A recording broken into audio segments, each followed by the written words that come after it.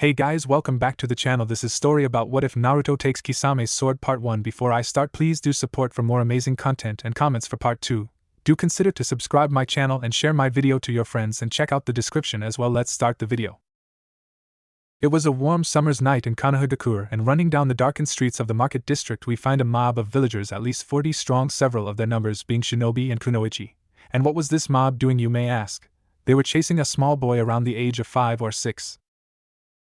Please no, I don't want to die, said the boy as he ran. This boy was none other than Naruto Uzumaki, son of the late Red Reaper Kushina Uzumaki and late Yellow Flash Minato Namikaze, and the Jinchuriki of the Kyuubi. It's for that reason alone that the mob of villagers were chasing the boy. None of the members of the mob believed he was that. Get back here, Damon, yelled one of the members of the mob. With that, the young boy ran faster. Naruto, looking back and seeing the mob was further back than he figured, Naruto then ducked down an alleyway, before quickly hiding behind a dumpster. The blonde rather quickly and with practiced ease slowed his breathing, trying to hide his presence. "We know you're there, you little bastard," came a voice from the end of the alleyway. Naruto foolishly looked out from behind his dumpster, only for the eyes of all of the mob members to lock onto him. "Nowhere left to run, demon," spat a man with a sadistic smirk crossing his face. Out of fear, Naruto tried to move further away from the mob, only to realize it was futile, and he began to cry, which enraged the mob further at the idea of the demon trying to act human. In their rage, they failed to notice the alley growing colder and colder until part of the alley began freezing over, and just before the mob was attacking Naruto, the ice that was on the walls shot out in large spikes, impaling all of the villagers.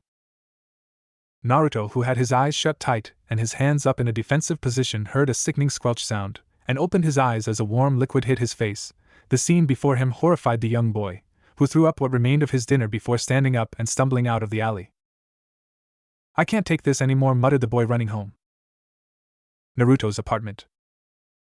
Naruto burst into his house and quickly walked into his room and grabbed a bag and put it on his bed, before walking around the small space of his apartment, to his cupboard where he grabbed out all of his clothes, to his kitchen where his instant ramen was, to his lounge room where he flipped his couch over, before reaching for one of 3 floorboards that was loose. Pulling them up, revealing a small gap where all of Naruto's important possessions lay, his toad wallet which had all of his money. A case which Naruto opened and pulled out the object which lay within, his only weapon, a compound bow. He only had it for hunting, so he didn't need to eat only ramen. Next within the gap was his quiver with 40 arrows in it, with a vacuum seal at the bottom preventing any of the arrows from coming out without an application of chakra. And lastly was a necklace. He was told it was the only thing he had with him when he was put in the orphanage. The necklace was a red circle with a black spiral within. Naruto looked at it for a moment before putting it on. Naruto, after putting the floorboards back and flipping the couch back, slung the quiver over his shoulder and pocketed his wallet and picked up his bow before walking into his room, making sure he had all he needed in his bag. He strapped it to his back before walking out to the kitchen, where he quickly wrote a note for his adoptive grandfather, before once more leaving his apartment, before then heading to the gates. At the gates, Naruto found himself sitting on the roof of a building nearby the gates, looking down at the guards who were both asleep. Naruto rolled his eyes at the pair of them before dropping from the roof and running out of the gates, not to return until he felt he was ready. On a road in a forest just outside of Konohagakure, we find a pair of men walking down the road. One man was reasonably tall with waist-length, spiky white hair tied back into a ponytail, with 2 shoulder-length bangs that framed both sides of his face. He also had red lines that ran down from his eyes and wore a horned forehead protector with the kanji for oil. The man wore a green short shirt, kimono, and matching pants, under which he wore mesh armor that showed out of the sleeves and legs of his outfit. His outfit was completed with handguards, a simple black belt, wooden sandals, a red haori with 2 simple yellow circles on each side, and a scroll on his back. This man was Jiraiya, one of Konoha's Sannin. The other man stood just short of Jiraiya's shoulders. He had shortish blonde hair with a pair of bangs framing his face, with the rest tied into a short ponytail. There were however red streaks in his hair, and the tips of his bangs were a deep blood red. This man wore a sleeveless blue shirt, over the top of which was a black tattered-ish trench coat. For pants, he wore a pair of blue pants taped down at the ankles. He wore a yellow belt with 3 pouches attached to the back of it. On his feet was a pair of the regular black ninja sandals. On his hands was a pair of fingerless gloves. Staining the young man's skin was tattoos ranging from Arctic foxes to the kanji for ice, which was on his chest, and strapped to his back was a large bandage-wrapped object with a yellow handle with a skull at the tip. This was his sword, Samehada. This man was none other than Naruto Uzumaki, returning to Konoha a little more than 6 years after he left in the dead of night. "Come on, kid, I'm sure Sensei is eager to see you're alright," said Jiraiya. "Yeah, I just hope the rest of the villagers aren't as eager," said Naruto in a flat tone as the two walked to the gates. "Don't worry, kid, They won't touch you while I'm around, and we timed your return just so that this time tomorrow you should be a ninja, so should they lay a hand on you you're allowed to use whatever means you deem necessary to defend yourself, and they can't stop you," said Jiraiya. "Thanks, Aji-san," said Naruto, looking up at his godfather with a smile. Yes, the young blonde knew who his parents and godparents were. When Jiraiya found him a little over 6 months prior, he had told him who they were under the promise that he not reveal it to anyone else until he reached at least Chunin. The two men walked through the gates and simply signed themselves, and seeing as both gate guards were asleep, that made Naruto roll his eyes. It seemed they hadn't upped security since he fled 6 years ago. The two men quickly walked towards the Hokage Tower. It seemed the villagers recognized Naruto, but the blonde didn't care one little bit. He was getting annoyed at the glares he was getting, so just as the two men entered the market district, Naruto started shooting glares that could freeze the fires of hell. They were so cold at anyone who glared at him, that made all of the villagers stop. The two men quickly made it to the Hokage Tower, and instead of using the door, Naruto decided to run up the wall of an adjacent building before backflipping and slipping straight through an open window, landing on the floor beside the Hokage's desk. Jiraiya decided against following Naruto's lead for fear of breaking through the window, and simply jumped to the roof of the building. Naruto backflipped off and then jumped onto the window before climbing through, only to see Naruto smirking and Hiruzen's mouth agape. "Look who I found, sensei," said Jiraiya, eerily calm as he stepped into the room, making Hiruzen jump and look at his student. "My godson, who I was told was dead, I found him wandering the streets of the capital of the Land of Fire," said Jiraiya in same eerily calm manner. "Now Jiraiya, calm down, there's a perfectly good explanation," said Hiruzen, sweating bullets. "Ero-san," said Naruto, distracting his godfather from his task. "Oh, right before you go on, sensei, Naruto is to be put into the genin class that's taking their exams tomorrow," declared Jiraiya. Hiruzen quickly nodded. "Thanks, Gigi," said Naruto with a grin. "I'll see you later, Aji-san," said Naruto, leaping through the open window onto the roof opposite the tower before taking off by rooftop towards the Hokage Mountain. Next morning, Academy. Naruto walked down the hallway towards the classroom he was told he needed to go to by his godfather after apparently beating the Hokage up for lying to him about Naruto's fate, Jiraiya having been told Naruto perished in the Kyuubi attack. 222, here it is," said Naruto, sliding the door open to see a grand total of 3 people in the room. One was a Chunin with a scar across his nose, with black eyes and dark brown hair tied into a fanned-out ponytail. The second was a boy sitting in the back of the room. He had spiky dark brown hair, with a pair of glasses leaving the boy's eyes undistinguishable. The last was a boy with dark blue hair spiked up into roughly shape of a duck's ass, and he had charcoal black eyes. "Take a seat," said the Chunin. Naruto nodded and walked up to the very back desk closest to the window and pulled Samehada off his back, sitting it next to him before take the seat next to the window. The blonde then kicked back and looked out of the window. Naruto watched as the classroom slowly began to fill up with students. First was a boy with spiky brown hair, with slits for pupils in his otherwise bare eyes, and a dog riding his head. His cheeks bore a pair of red fang-like marks. The next student caught Naruto by surprise, nothing to do with her short dark blue hair or her pupilless white eyes. No, it was the fact that she saw him, and walked straight up to him. Hello, why you might not remember me, BB, but about 6 years ago you saved me from some BB bullies," said the girl, unknown to either the young blonde or the blue-haired girl, making the boy with the dog raise his eyebrows. "That's him, that's where I know him," thought the boy. "Yes, I remember," said Naruto, raising an eyebrow. "IW wanted TT to say thank you," stuttered the girl. "Oh, no problem," declared Naruto with a smile before looking away from the girl, who promptly nodded and walked over to the seat next to the dog boy. Next people to enter the room were a pair of boys. One was a lanky boy with black hair tied up in a fanned-out ponytail and brown eyes. The boy had a lazy air about him. He was talking with the second boy as the two of them entered. The second boy was a larger boy with light brown hair, black eyes, and a pair of swirls on his cheeks. He had a bag of chips in his hand and ate with a quick speed as the two of them walked up the stairs and took a pair of seats at the table next to Naruto's. Then other children just started pouring into the room, but by this point Naruto had just tuned them out and started reading a book. His attention was however drawn back when he heard what could only be described as a stampede outside the classroom.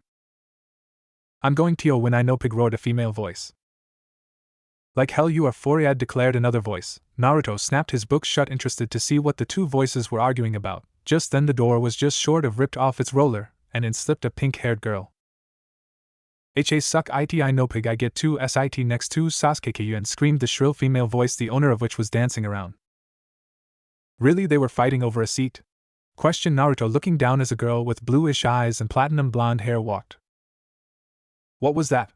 screeched the girl, glaring at Naruto. "Why, Sakura, shut up, you yelling is hurting my ears," said the dog boy, drawing the pink-haired girl's attention to him. Who asked you, dog breath, spat the girl. Alright everyone, let's just calm down, you two take your seats, declared the Chunin. The two girls quickly took the previously unoccupied seats next to the duck-but-haired boy. In case any of you missed it, we have a new student joining us for the exam, said the Chunin, motioning to Naruto. How come he can just join on the day of the exams? I thought it was compulsory to attend classes, asked Duck, but in an annoyed tone. Training outside of the village for years will do that, and the Sannin vouching for my skills doesn't hurt either, said Naruto somewhat sarcastically. This caused the boy to turn back to Naruto and glare at him. Spin on it, said Naruto, flipping the guy the bird. The glare only intensified. Alright, you two, break it up, we have a test to begin, said the Chunin as another Chunin walked into the room holding a stack of papers. He began handing all of them out. Once all of the papers were handed out, the first Chunin spoke once more. Alright, turn over and begin, said the man. Naruto flipped the paper over and began reading the questions. This is what they want Genin to know, it's fucking pathetic, thought Naruto. Damn, this place has gone downhill since I last saw one of these tests, spoke a feminine voice inside Naruto's head. I didn't wake you, did I, Akane-chan? Asked Naruto. No, I woke up a while ago and now I'm sussa bored, spoke the voice. You and me both, Akane-chan, replied Naruto, his hand on auto-PLA writing the answers to the questions. Why don't you come in here and we can entertain each other, slurred the voice in a sexy tone.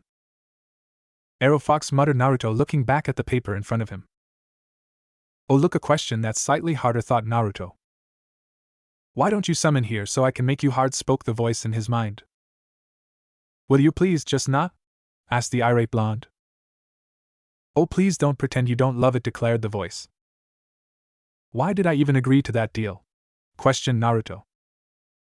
Because from it you got a summoning contract and free use of up to 2 tails of my yukai, declared the voice in his head. And if I'd known how much of a perv you are, I would have thought more seriously about the deal, countered Naruto. Oh Naruto-kun, you wound me, so why must you hurt me in such a way? Questioned the voice dramatically. Oh, stop being a drama queen, said Naruto. His mind was then assaulted by an image of a woman with palish skin, long white hair with a pair of fox-like ears on top of her head, light blue eyes with slitted pupils, 9 fluffy tails, and dressed in a white kimono, pouting. That was me, Naruto-kun, said the voice in a baby voice tone. You're a sweet girl, I'm sure you can forgive me, said Naruto. The owner of the voice was feeling thankful that Naruto couldn't see her or her colossal blush. It was at this point Naruto finished the test, quickly putting his pen down. He flipped the paper before putting his head down to take a short nap. Alright everyone, pencils down, test time is over, said the scared Chunin. Okay, now we're going to take a break so I can grade you papers, so everyone outside and hand me your tests on your way out, said the man. Slowly but surely everyone in the room stood up and walked out of the classroom, handing the Chunin their papers on the way out.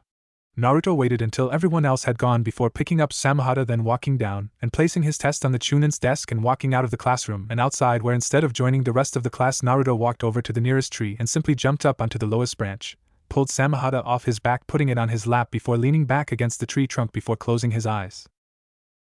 "Do you fight me?" came a voice Naruto recognized from the class he joined. Naruto just ignored the voice. "You up in the tree, I'm talking to you," said the voice, making the blonde open his eyes and look down at the duck-but-haired boy glaring at him. "Go away," said Naruto. "I said fight me," ordered the boy. "Leave me the hell alone, you're not worth my time," said Naruto, yawning. "I said fight me right now, and while you're at it give me that sword. A worthless peasant like you doesn't deserve a weapon like that," said the boy. Naruto stood up and put Samehada on his back before a small snowstorm kicked up around him, and then he was gone, making Duck but Growl having to look for him again. Naruto now sat on the railing on the roof of the academy, looking down on the kids in the yard all running around like idiots. Half an hour later, the Chunin from the class walked out of the building, evidently having finished marking the tests. "Alright you lot, to the kunai range," called the Chunin. Naruto waited until everyone was around a corner before dropping from the roof and followed behind the group stealthily to the kunai range, where he stood far enough away none of the class would notice him excluding the Chunin, but was close enough to hear the explanation. "Alright everyone, this is a test of your aim. You will each be given 5 kunai. Not hitting a target will result in no points. The outermost ring will be 1 point all the way down to the center ring being worth 10 points, said the Chunin. "Bonus points will be allocated if you hit the targets from further away," declared the Chunin. "Do we have to use kunai, or is this a test of true aim?" questioned Naruto, startling some people. "What are you asking to use?" questioned the Chunin. In a puff of smoke a compound bow appeared in Naruto's hand. "This," declared Naruto. "A bow?" Yes, that's an acceptable substitute, said the Chunin, getting a nod from Naruto. Is there anyone that wants to go first? Asked the Chunin. Duckbutt raised his hand. Alright Sasuke, you can go first, said the Chunin. Sasuke walked back until he was about 30 meters from the targets, pulling out 5 kunai, before throwing all 5 at once towards the targets, all bar one hit dead center, and the last was off just enough that it was in the second from the center ring.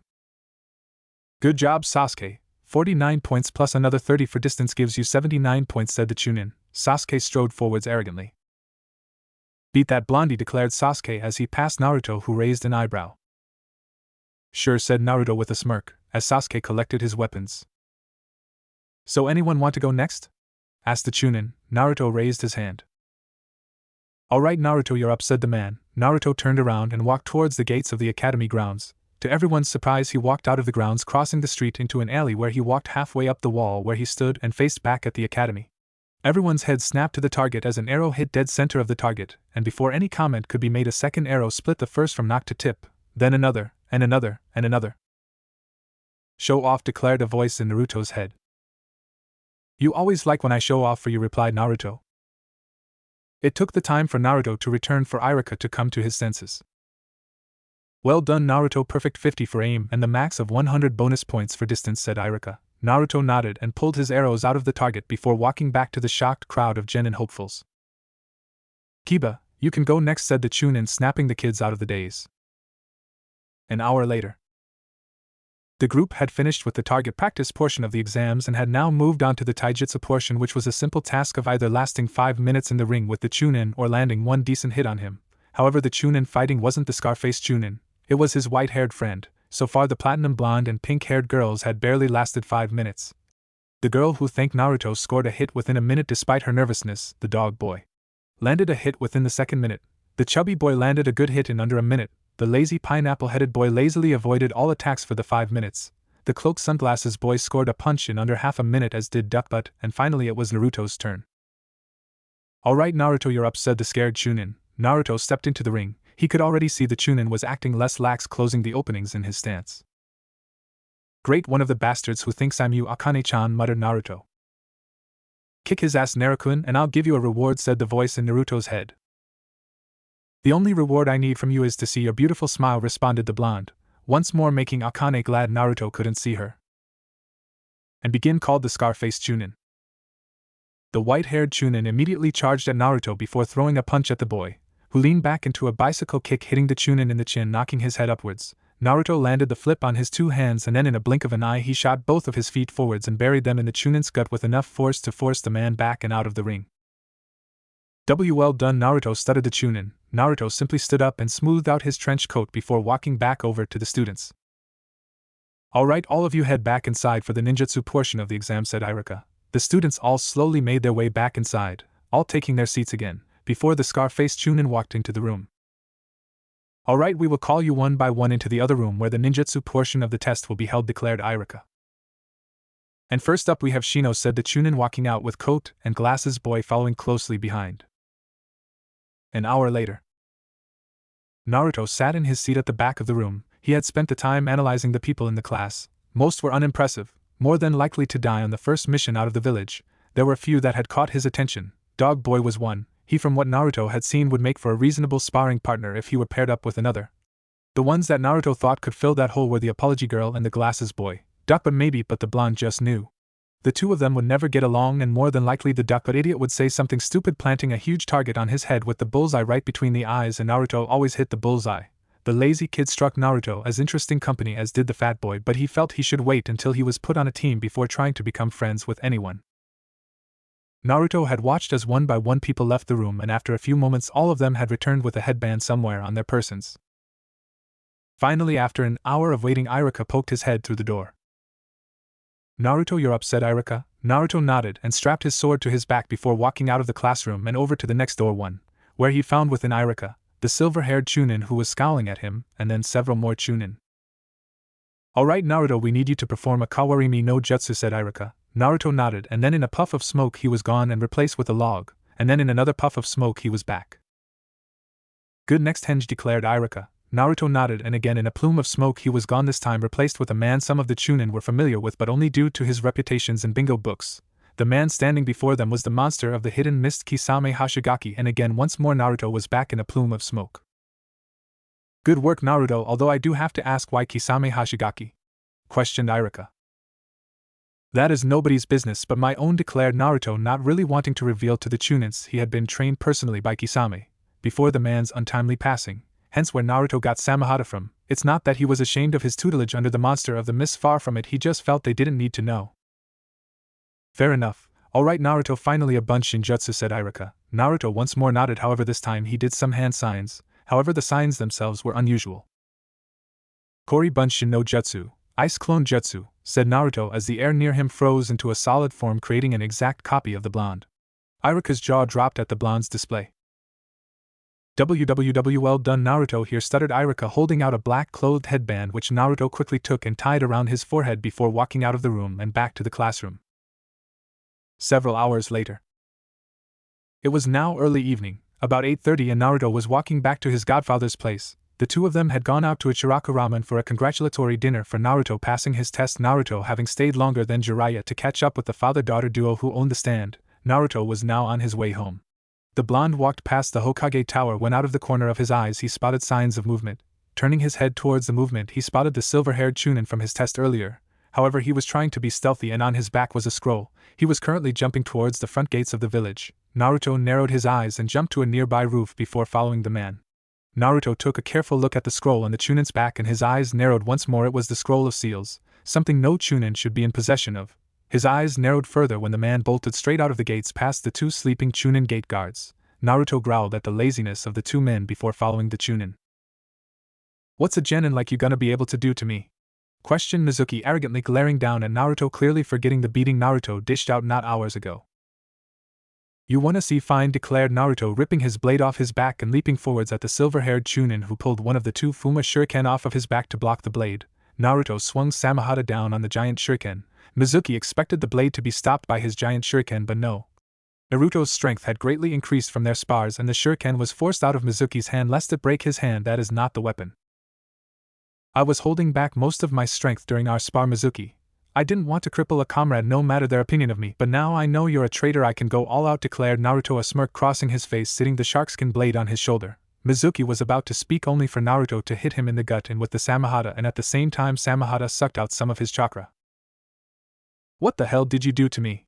Growled Mizuki, clutching his slightly cut stomach. Naruto said nothing but ran forwards, one hand around Samahata's handle, the other clouded by an icy mist. Mizuki flipped back to avoid the blade of Samahata, however he landed within range for Naruto to lunge forward with his mist-covered hand to grab his arm, making the temperature of the limb to drop. Let go of me, growled Mizuki, kicking Naruto, who jumped back to avoid the attack.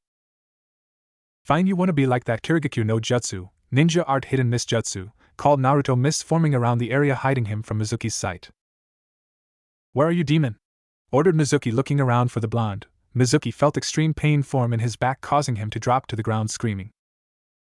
Alright, I was going to toy with you, but now I'm going to murder you, roared Mizuki as he pulled out a bottle of liquid which was quickly uncorked, and he downed the contents in one gulp. Mizuki then stood up as the wound on his back began to stick itself back together as Mizuki's chakra skyrocketed while also becoming a vile inhuman chakra. Mizuki's body began growing hair all over, turning him into what looked like a bipedal tiger. Really, this guy had to be working for Orochimaru, didn't he? Muttered Naruto, concealed by his mist as he watched the transformation. Naruto jumped forwards to once more slice at Mizuki with Samahata, but the tiger man ducked below the strike. Ha, not so tough now are you, you little fuuuccccckkkkk, said Mizuki, ending in a scream as Naruto slammed his mist-coated hand into Mizuki's chest, freezing the immediate area before slowly spreading out as Mizuki fell to the ground dead as Naruto literally froze his blood and heart. A little over the top for you, Naruto, came the voice of Akane. That was a modified curse mark, there's no telling what he could have done, replied Naruto. The blonde then walked over to the downed Chunin and picked him up before throwing him and the scroll over his shoulder before walking back into the village. The blonde walked towards the Hokage tower. It took longer than normal, but not by much. Ignoring the secretary who was nose deep in work anyway, Naruto walked up the stairs only to see the doors of the Hokage's office shut. Who would steal the forbidden scroll? Questioned a voice from within. Naruto opened the door and stepped inside, where all eyes fell on him. I believe you may be looking for this, Hokage-sama, said Naruto, throwing the scroll to the aged leader.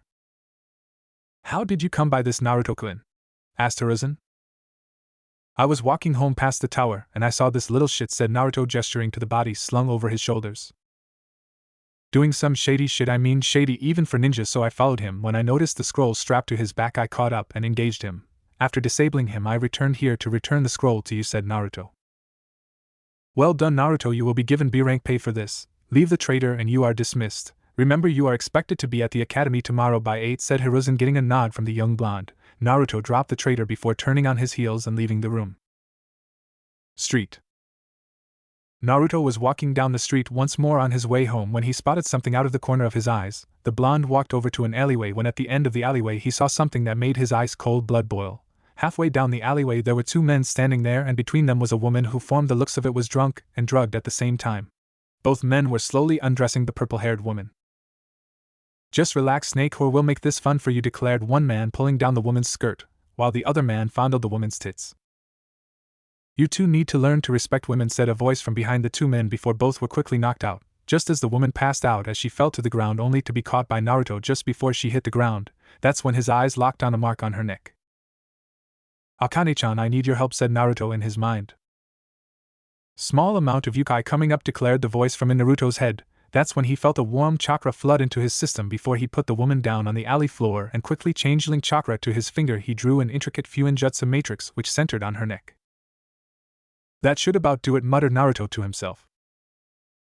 Fuin, seal, said Naruto, placing his hands on top of each other over the mark on the woman's neck.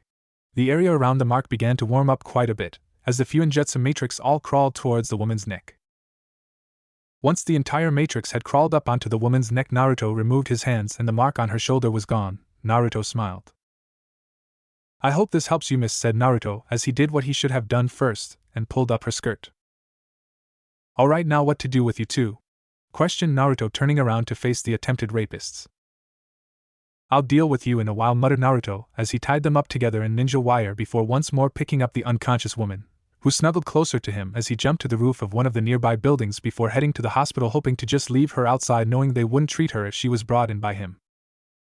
As Naruto jumped, his mind floated back to the two men tied up in the alleyway, thinking of suitable punishments.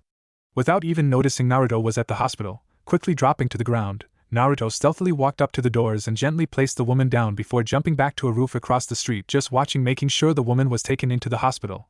Fortunately, within moments of getting into a good viewing position, the purple-haired woman was taken inside. Naruto nodded to himself and began his trek back to the tied-up men, still trying to think of a punishment. Oh, that's an evil idea, muttered Naruto as an idea popped into his head. You sneaky little, that is evil, came the voice from inside Naruto's mind just as Naruto dropped into the alleyway with a sadistic smirk plastered on his face. He picked up the two men and quickly ran to the TNI department headquarters before pulling out a piece of paper and writing something on it before putting it in the wire used to tie the men up before knocking on the doors and running. Within a moment, a man with a heavily scared face wearing a black trench coat and bandana opened the door before looking down at the two men before a smirk spread across his face. You know all the secrets of IWA? Ha, I doubt it, but someone has to have a good reason for bringing you here. Let's find out what it is, said the man, reaching down and yanking the two men up by the wire that bound them. The next morning, one Anko Mitarashi sat up in fright only to notice she was in the hospital. She absent-mindedly ran her hand over her neck, only to notice something. It's gone, said Anko, her eyes shooting open wide as she ran her hand over where her curse mark used to reside. She jumped up and ran over to the nearest reflective surface and made sure she was right. It was then Anko heard the door open. She turned around and saw a woman with long black silky hair and blood-red eyes. This woman was Kurina Yuhi, one of Anko's oldest friends. Nai-chan, it's gone, it's finally gone, said Anko excitedly, running up to her friend. What? What's gone? Questioned Kurinai, never seeing her friend this excited. Anko pulled her shirt aside, showing Kurinai her neck. That fucking cursed hickey, declared Anko. Kurinai gasped and traced her finger along Anko's neck where the curse mark used to be. Who removed it? Questioned Kurinai. I have no idea. Last thing I remember last night is almost getting raped again when someone saved me, but I need to find whoever got that fucking mark off me. I need to thank them, muttered Anko, looking down. At the academy, Naruto sat at the back of the classroom. The last of the ninja had entered the room, and the bell had gone. Alright people, I will now reveal the Kunoichi and Shinobi Rookies of the Year, said Iruka with a smile, looking out over the genin who were all looking at him with all of their attention. Okay, for Kunoichi of the Year we have Hinata, said Iruka, giving a moment for everyone to clap for the shy Hyuga heiress. Good job, Hina-chan, said the dog boy from beside the blushing girl. Thanks, Kiba, muttered the girl. All right, everyone settle down, said Irika, and in an instant the entire class became deathly silent. Now for the shinobi of the year we have Naruto, said Irika, drawing the blonde's attention down to the front. The class was silent for a moment before the dog boy began clapping, followed by Hinata, the dark coat boy, the lazy boy, and the swirly-cheeked boy. Naruto bowed a bit with an awkward smile. Okay, everyone, now on to the bit I'm sure you've all been waiting for, team placements, said the Chunin. The class burst into whispers. Naruto just looked at the genin around the room before rolling his eyes before putting his head on the table, tuning out everything until his name came up. Team 7 Naruto Uzumaki, said Irika, making Naruto sit up and listen. Kiba Inuzuka and Hinata Hyuga, and your sensei will be Kakashi Hatake, said Irika. Naruto smirked to himself, paired with a clan heir and heiress. Under an A-ranked shinobi he could deal with that. The blonde boy looked to his two teammates who were looking back at him. He nodded to them with a smirk on his face. Kiba smirked back while the Hyuga blushed a bit before nodding back to Naruto. And that's it, you have a lunch break before your sensei will be here to pick you up, said Irika with a smile. Alright, where the hell is this guy? Questioned Kiba angrily, Akamaru barking in agreement. It had been 3 hours since the sensei were supposed to pick up their teams. Naruto, Hinata and Kiba were the only ones still in the room waiting for Kakashi to show up. Naruto, like Kiba, was mad. He was just better at hiding it, and Hinata, well, Naruto could see despite her eyes being closed, her left eye was twitching with anger. Naruto, and come in here, I'll keep you entertained, came Akane's voice from inside Naruto's head, speaking in a breathless tone. Arrow Fox, replied Naruto. You know you love me, spoke the woman. It was at this point, thankfully, the door opened, revealing a silver-haired jonin with a mask covering the lower half of his face and his headband covering his left eye. You three, Team 7? Asked the man, getting a nod from the genin. My first impression of you is you guys are boring. Meet me on the roof, declared the man, disappearing in a swirl of leaves. I don't know about you, but the last 3 hours waiting have made me hungry, said Naruto as he stood up with a thoughtful look on his face before turning to his teammates. Yeah, I could go for some food now, said Kiba, catching on to Naruto's suggestion and agreeing completely. You know what the hell, let's go, said their angry Hyuga teammate before she walked out of the room with her two teammates in tow. The three of them left the academy and headed to Ichiraku Ramen. It only took the trio about 5 minutes to get to the eating establishment. Oh, Naruto-kun, I wondered when you'd stop by today. And who is this? Asked I am as Naruto and his team walked into the ramen stand. I am Nietzsche and these are my teammates Hinata Hyuga and Kiba Inuzuka, introduced Naruto. So what will you have? Questioned I am as the three of them sat down. I'll have the usual, said Naruto. I am nodded and wrote something down on a pad. I'll have the beef ramen, said Kiba. I think I'll have the miso ramen ppp please, said Hinata. I am giggled at the girl and nodded before walking into the back and got started on their meals. With Kakashi. The silver-haired jonin had been waiting on the roof for more than 5 minutes for his genin to show up. He had actually got a good feeling about this group of genin. He figured they might be the first team to ever pass his test. Where the hell are they? Asked Kakashi, peeking over his book at the doorway where he had expected them to come running out of maybe a minute after he had sent them from the class, but they were yet to arrive, and he was beginning to worry. I'll just go see if I can find them, muttered Kakashi, snapping his book shut, creating a shadow clone to leave there in case they showed up while he was away. The silver-haired jonin then walked down the stairs like a normal before making his way to the classroom, where upon opening the door he found the classroom empty. Strange, where could they be? Questioned Kakashi, scratching his head. He then walked out of the academy building. About 2 hours later, Ichiraku Ramen.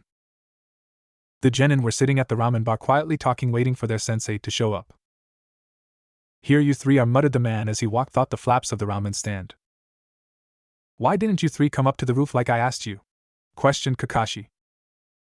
Pay back, declared Naruto, not even turning to face the man. Well, alright, I deserve that. Given we're all here, we might as well get to know each other, so why don't we talk about ourselves? Said Kakashi, taking a seat next to his genin. LLL, like WWW, what, sensei? Questioned Hinata. Names, likes, dislikes, hobbies, dreams, that kind of thing, said Kakashi. Alright, I'm Naruto Uzumaki. I like ice, snow, my sword Samahata, Arctic animals, ramen, and learning new things. I don't like arrogant people, people who waste my time, traitors, and rapists. My hobbies, well, I don't have too many of those, but I guess training would be a hobby.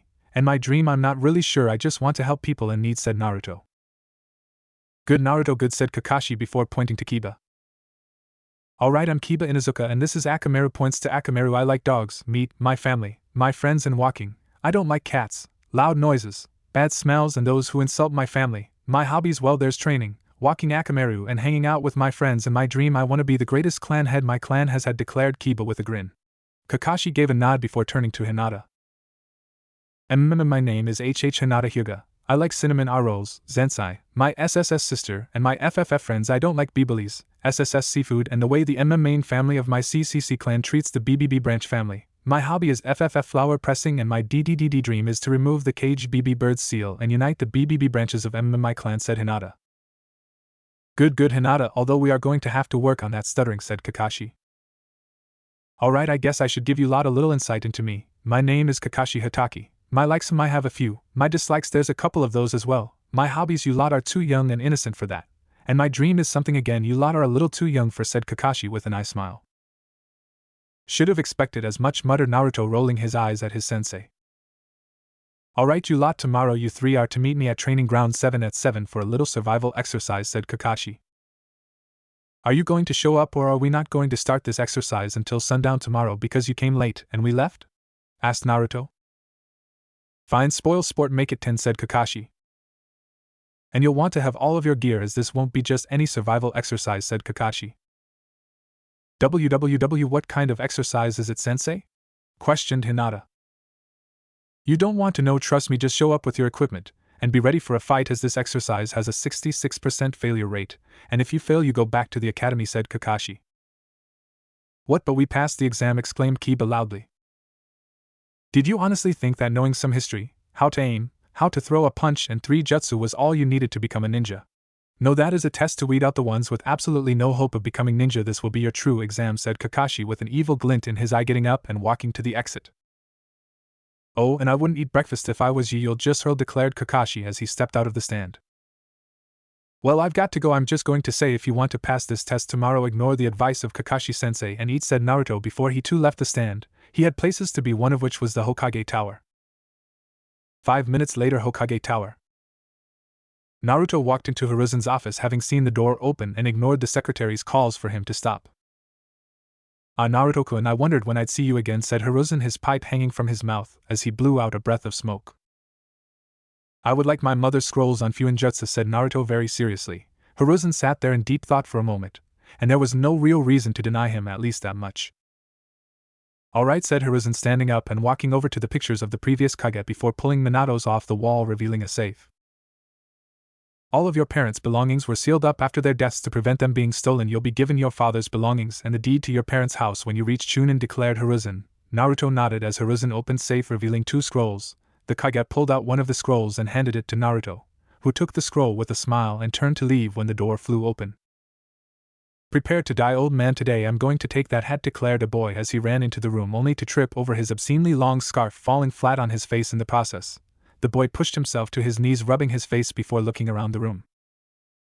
You tripped me, didn't you, declared the boy, pointing an accusing finger at Naruto. You tripped over your scarf, idiot, said Naruto. No, it was you big idiot, said the boy, only for Naruto to yank him into the air by the collar. You tripped on your bloody scarf, you little twit, growled Naruto. Once more the door was ripped open. Put him down, you miscreant, that is the honorable grandson of the Sandaime, said the man to Naruto. The boy just smirked, figuring he was off the hook now. Hookty fucking do, said Naruto sarcastically, looking back at the Jonin before turning back to the kid. Accuse me of bullshit again, and I'll freeze your legs, said Naruto, dropping the kid unceremoniously on his ass before walking out of the room. About an hour later. Naruto was now sitting atop the Hokage monument on his father's head. He had come straight there from the Hokage Tower. Unfortunately, at some stage during the trip he'd gained a follower. Naruto sighed and once more looked over his shoulder towards the box with a pair of eyes poking out of it looking at him. Does he honestly think I can't tell that's him? Thought Naruto. Just scare him off, it's getting a little bit creepy now. He's just been watching you, declared Akane from inside Naruto's mind, and he was half tempted to listen to her and scare the kid off, but all of the ways he could think of either ended up with the kid scarred for life or wounded, and that was something he didn't need.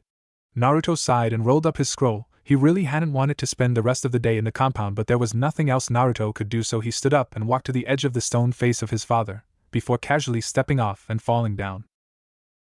While falling, Naruto shined to his and Jiraiya's house, landing outside before jumping up into one of the trees where he pulled out his scroll and once more began to read.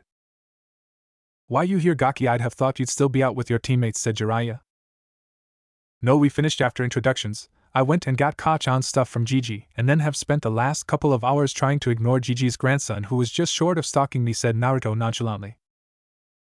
Well, good for you, declared Jiraiya awkwardly before walking back inside. He had lady friends to entertain. Next morning, training ground 7, 10 a.m. Naruto walked up to the training grounds. He was itching to do something, but again he was being followed by a box with eyes. Alright kid, knock it off now, said Naruto without turning around. Damn, you must have some pretty impressive skills to be able to see through my disguise, said the kid as he stood up out of the box. Teach me, ordered the boy. No, I'm not your sensei, not your mentor, not even your friend. Leave me alone, declared Naruto, leveling a chilling glare. The boy jumped up but stood his ground. This has to be a test to see whether I'm worthy of being his apprentice, thought the boy as he stood his ground. Naruto just turned around and left, with the kid now following him. As Naruto walked up to the training ground, he saw both Hinata and Kiba there already. Morning, you two, said Naruto walking up. And morning, and Naruto-kun, said Hinata. Morning, Naruto, who's the brat? Questioned Kiba. I'm Konohamaru, and Naruto's going to be my sensei, said the boy with a grin. And no, I'm not, brat, leave me alone, yelled Naruto, glaring at the boy, his eyes glowing silver as he glared at the boy. Konohamaru decided that at this point it was a good point to leave. Half an hour later. After half an hour of waiting, Kakashi appeared before the three genin in a swirl of leaves. You're late, growled Naruto, Samahata's scales scratching against each other, indicating the sword wasn't happy either. I got lost on the road of life, declared Kakashi, getting a glare from Naruto, whose left hand was engulfed in an icy mist. Alright, it's good to see you're all so eager. I'll just quickly explain the test, and then we can begin, declared Kakashi as he pulled out a pair of bells and held them up. Your objective is to get these bells from me within the next few hours. You have until 1 o'clock to get a bell from me. You may use any means you deem necessary. Those without a bell go without lunch, declared Kakashi, expecting to hear growling stomachs, but to his surprise nothing. Never hurled from training, and I've trained with training monsters, declared Naruto, still glaring at Kakashi. Anyway, the ones who don't have a bell once time is up are sent back to the academy, declared Kakashi, hoping to scare the genin a bit. He got the reaction he wanted from Kiba and Hinata, but Naruto rolled his eyes. But sensei, there are only TT2 bells, stuttered Hinata. To this Kakashi nodded.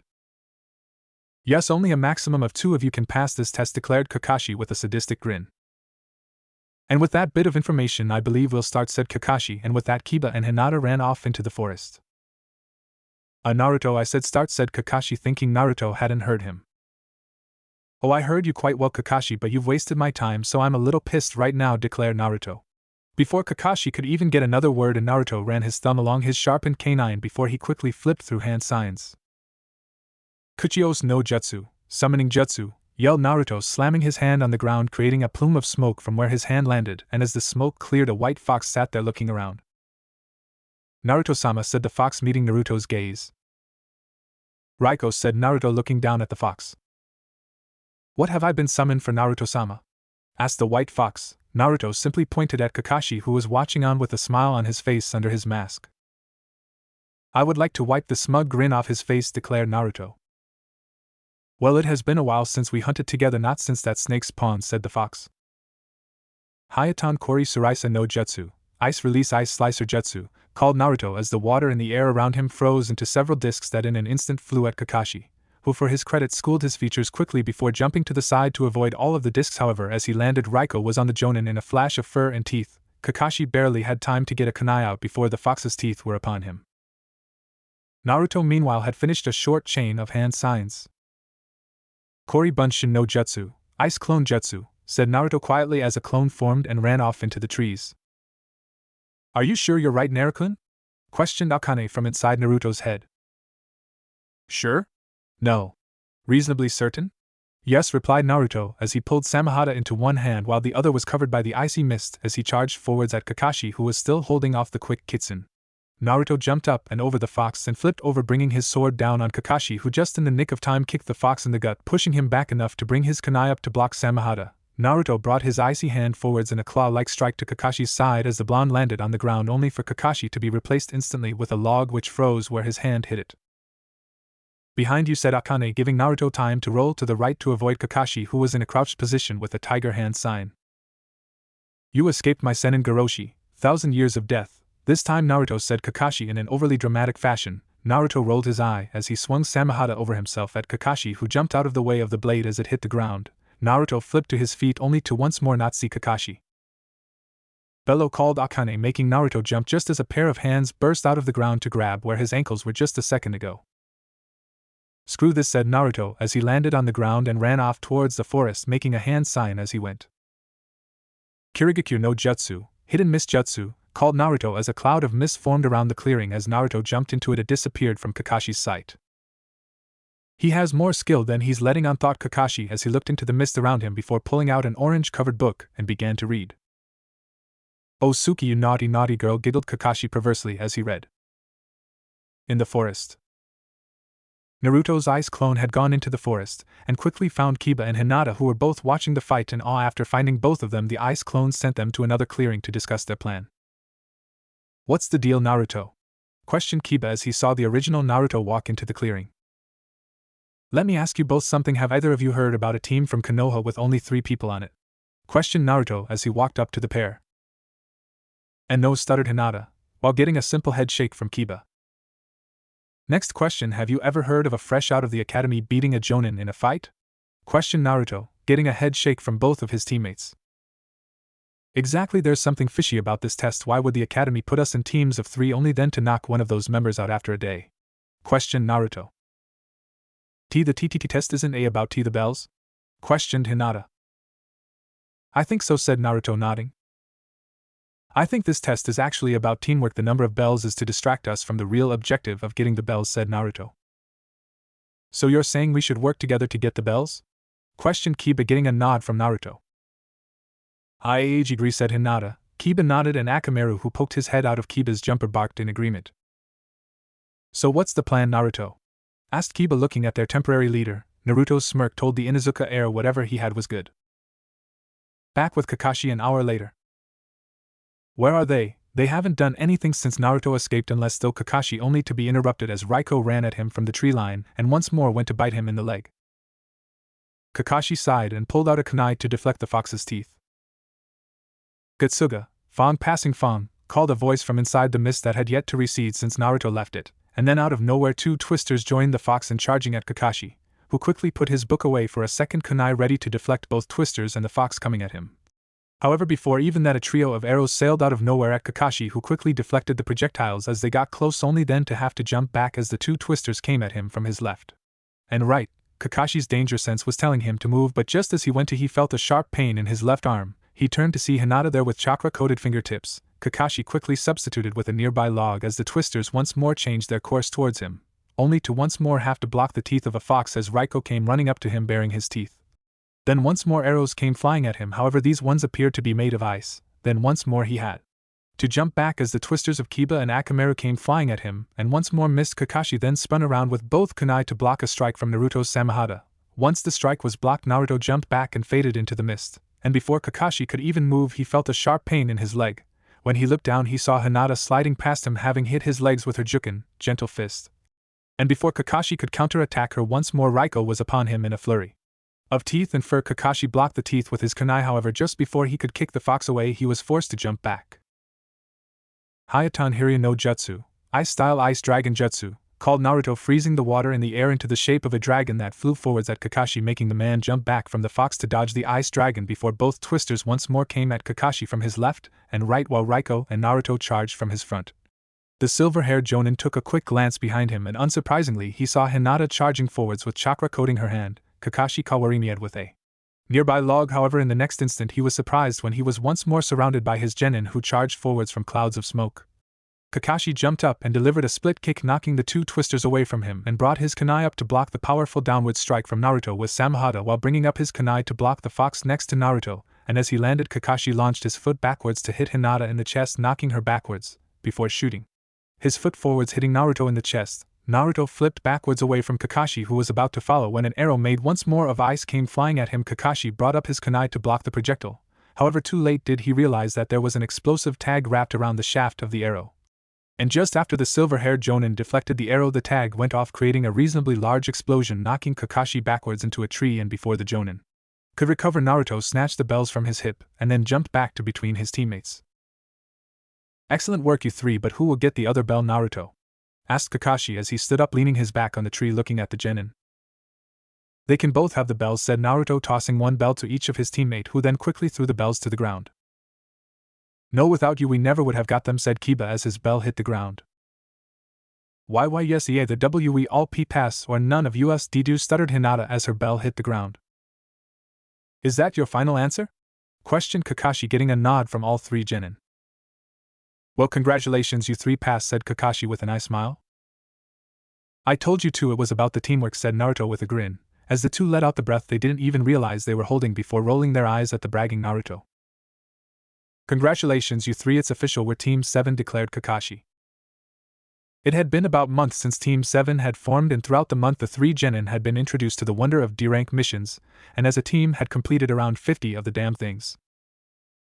Now standing in the Hokage's office with Hinata holding Tora the cat belonging to Madame Shirjimi, the wife of the fire daimyo, the cat was the bane of Team 7's D-rank experience. At least half of the D-ranks were catching the damn cat, and the cat would always scratch Naruto, Kiba and Akamaru, hence why Hinata was holding the cat, otherwise her teammates might feel the need to slit the cat's throat. Tora-chan, squealed Madame Shirjimi as she entered the room and took her cat from Hinata and squeezed the poor animal tightly. Ha, serves you right, cat, was the shared thought of Naruto, Kiba and Akamaru as the cat screamed from being squeezed tight. Well done, Team 7, well, we have several D-ranks available. A member of the council needs his garden weeded, a nobleman needs his son watched. Tora capturing Tora, said Hiruzen, interrupted by a scream from Madame Shirjimi. No, growled Naruto, interrupting Hiruzen. No? Questioned the aged Kage. No more chores, we're ninja not teenagers desperate for money, declared Naruto, getting a nod from Kiba and Hinata. Well, Kakashi, what do you think, are they ready for a C rank? Questioned Hiruzen, looking at Kakashi. Hokage-sama, you can't be serious, these three have been genin for less than a month, said Iruka, only to stop as he felt the temperature of the room drop. Iruka, shut up, I have been trained for a combined total of 3.5 years by S-rank ninja, and these two have spent their whole lives being trained by at least A-rank shinobi, and we have spent a month training under an A-rank nin who we almost beat the first time we spared. You know nothing of us or our progress, and Hokage-sama, asked Kakashi-sensei. Not you, growled Naruto, glaring at the Chunin instructor, who recoiled slightly at the disrespect and was about to reprimand the genin. He's right, Iruka, these three are now soldiers of the village, not little academy students you need to coddle, and in answer to your question, Hokage-sama, these three have been ready for a month now, said Kakashi. Right, well, I have a C-rank mission that I can send you on, said Hiruzen, pulling out a scroll, tossing it to Kakashi, who unrolled the scroll and quickly read through the contents of the scroll. Alright, you three, we're headed to Takiso, meet at the North Gate in half an hour and pack for a week, said Kakashi. All three of the genin nodded and left the room. Here you go, Kakashi, said Hiruzen, handing Kakashi another scroll, which Kakashi pocketed, before nodding to his leader before vanishing in a swirl of leaves. Are you sure about this, Hokage-sama? Questioned Iruka, looking to the elderly Kage. Yes, said Hiruzen simply. Half an hour later at the North Gates. Naruto walked up to see Kiba and Hinata already at the gates, both with backpacks on. Where's your stuff, Naruto? Surely you have to have at least a change of clothes? Questioned Kiba, looking at Naruto. Naruto pulled the neckline of his shirt to the left, revealing part of his tattooed chest. A tattoo of an arrow crossed the scroll tattooed just below the neck. Most of the tattoos on my skin are not purely decorative, most of them cover seals I have tattooed onto my skin. This one holds any and all of my supplies, said Naruto before letting go of his shirt, letting it fall back in place. What kind of S-seals do you have tattooed on you? Asked Hinata, who over the month with Kiba, Kakashi and Naruto she had gradually been getting better with her stuttering to the point it was almost gone now. I mostly have storage seals for various things. I have a summoning tattoo here, said Naruto, motioning to his right arm with a white furred kitsune on it going down to an open mouth on his wrist. Oh, let's see, gravity seals and weight seals, but they're mostly covered by my tats, said Naruto. Truth be told, he had a lot more seals tattooed to his skin. He just was nervous to reveal all of the seals to his teammates, as revealing what some of the seals he had did would bring up questions that he didn't really want to answer. Luckily for Naruto, Kakashi chose this moment to appear. Alright guys, we're headed to Taki, which even going the max speed you guys can go is still about a day and a half, but there's no rush, so let's take a leisurely pace, and we'll be there in 2 days, said Kakashi, getting a nod from the three genin. Alright guys, Delta formation, said Kakashi. The three genin took a triangle formation with Kakashi standing between Hinata and Kiba with Naruto at the front before heading out. Hours later, just as the sun was going down. Alright guys, we can stop here for the night, said Kakashi as he stopped tree hopping. The three young ninja nodded. You guys set up your tents, I'll collect some wood, said Kakashi. I don't need to set up a tent, Kakashi-sensei. I sleep in the open, but I do kinda need to go hunting, said Naruto. Well, if you can bring back enough for everyone, said Kakashi with an eye smile. Sure, but I make no promises. I have no idea what's around here, said Naruto before he then walked into the woods before pulling his bow off his back and formed an arrow of ice that he notched and held at the ready and walked far enough into the forest that a small pulse of Biju chakra would go unnoticed by Kakashi and Naruto's two teammates. Akane, said Naruto mentally. On it, replied the woman before discreetly sending out a tiny pulse of her yukai. Even if she was sending out the smallest amount possible, it was still enough to get all of the information within a kilometer. Alright, you have lots of small birds in the area and even some small creatures, but there's 3 boars 200 meters west, a doe half a click north, and 2 bucks fighting 270 meters to the northeast, declared Akane. Naruto thought about it for a moment before heading towards the 2 bucks, forming another arrow of ice which joined the first, ready to be shot at the fighting bucks. Naruto, as he ran towards his targets, quickly took to the trees and hopped silently towards the area he was told the bucks were. Within moments, Naruto reached the edge of a clearing that the bucks were fighting within, and looking at the creatures, he formed 2 more ice arrows and gently notched them before quietly pulling back the bowstring and taking aim at the 2 animals, hoping to hit each with a pair of arrows. Naruto took a deep breath and steadied his breathing and let the string go, launching the arrows forwards, and before the buck could even stop their fighting, the 2 animals fell to the side as the blood drained out of them. Naruto dropped from the tree and walked forwards, channeling chakra to his left hand. As he did, a knife appeared in a plume of smoke. Naruto knelt down beside the 2 down animals that were good and dead and set about cleaning his kills, doing it here rather than in front of Kiba and Hinata. About an hour later, Naruto walked back into the campsite to see his teammates and sensei sitting around a crackling fire. Did you not get anything? Questioned Kakashi, being first to see Naruto. No, I just thought it would be better to clean the carcass and harvest what was usable away from these 2, said Naruto, motioning to his 2 teammates. Makes sense. So what did you actually get? Questioned Kakashi. I killed a pair of bucks and a pair of boars, said Naruto, unsealing half of the harvested material from said animals, which did include all of the pelts which the meat was lying on. Take as much as you want, I'll share this lot, but the other half is mine, said Naruto. The other 3 nodded. It was understandable. He did kill and clean all 4 of the kills, and the meat from 1 buck and 1 boar was more than enough for all of them, and with that the 4 of them began to cook up the meat over the fire. After everyone had eaten their fill of the meat Naruto provided, and their own food, they sat by the fire quietly. Alright, we have to organize watch shifts, declared Kakashi. I'll keep watch, said Naruto, leaning back, stretching his arms above his head. Alright, Naruto can take first watch, said Kakashi, only to be interrupted. I meant all night, said Naruto. Kakashi turned to Naruto with a raised eyebrow. I've spent almost a month in a constant state of awake before 2 days in a row is nothing, said Naruto. Kakashi shrugged. If you okay with that, then sure, said Kakashi. Naruto nodded before pulling Samehada off his back as he jumped up into the nearby trees. The next morning, as the sun rose on the horizon, so did Konoha's Team 7, or at least Kakashi, Hinata, and Kiba. Naruto was still very much awake from his watch shift. As the sun rose, the 3 Konoha nin packed away their tent while Naruto cooked a fish for each of them for breakfast, the fish caught from a nearby river.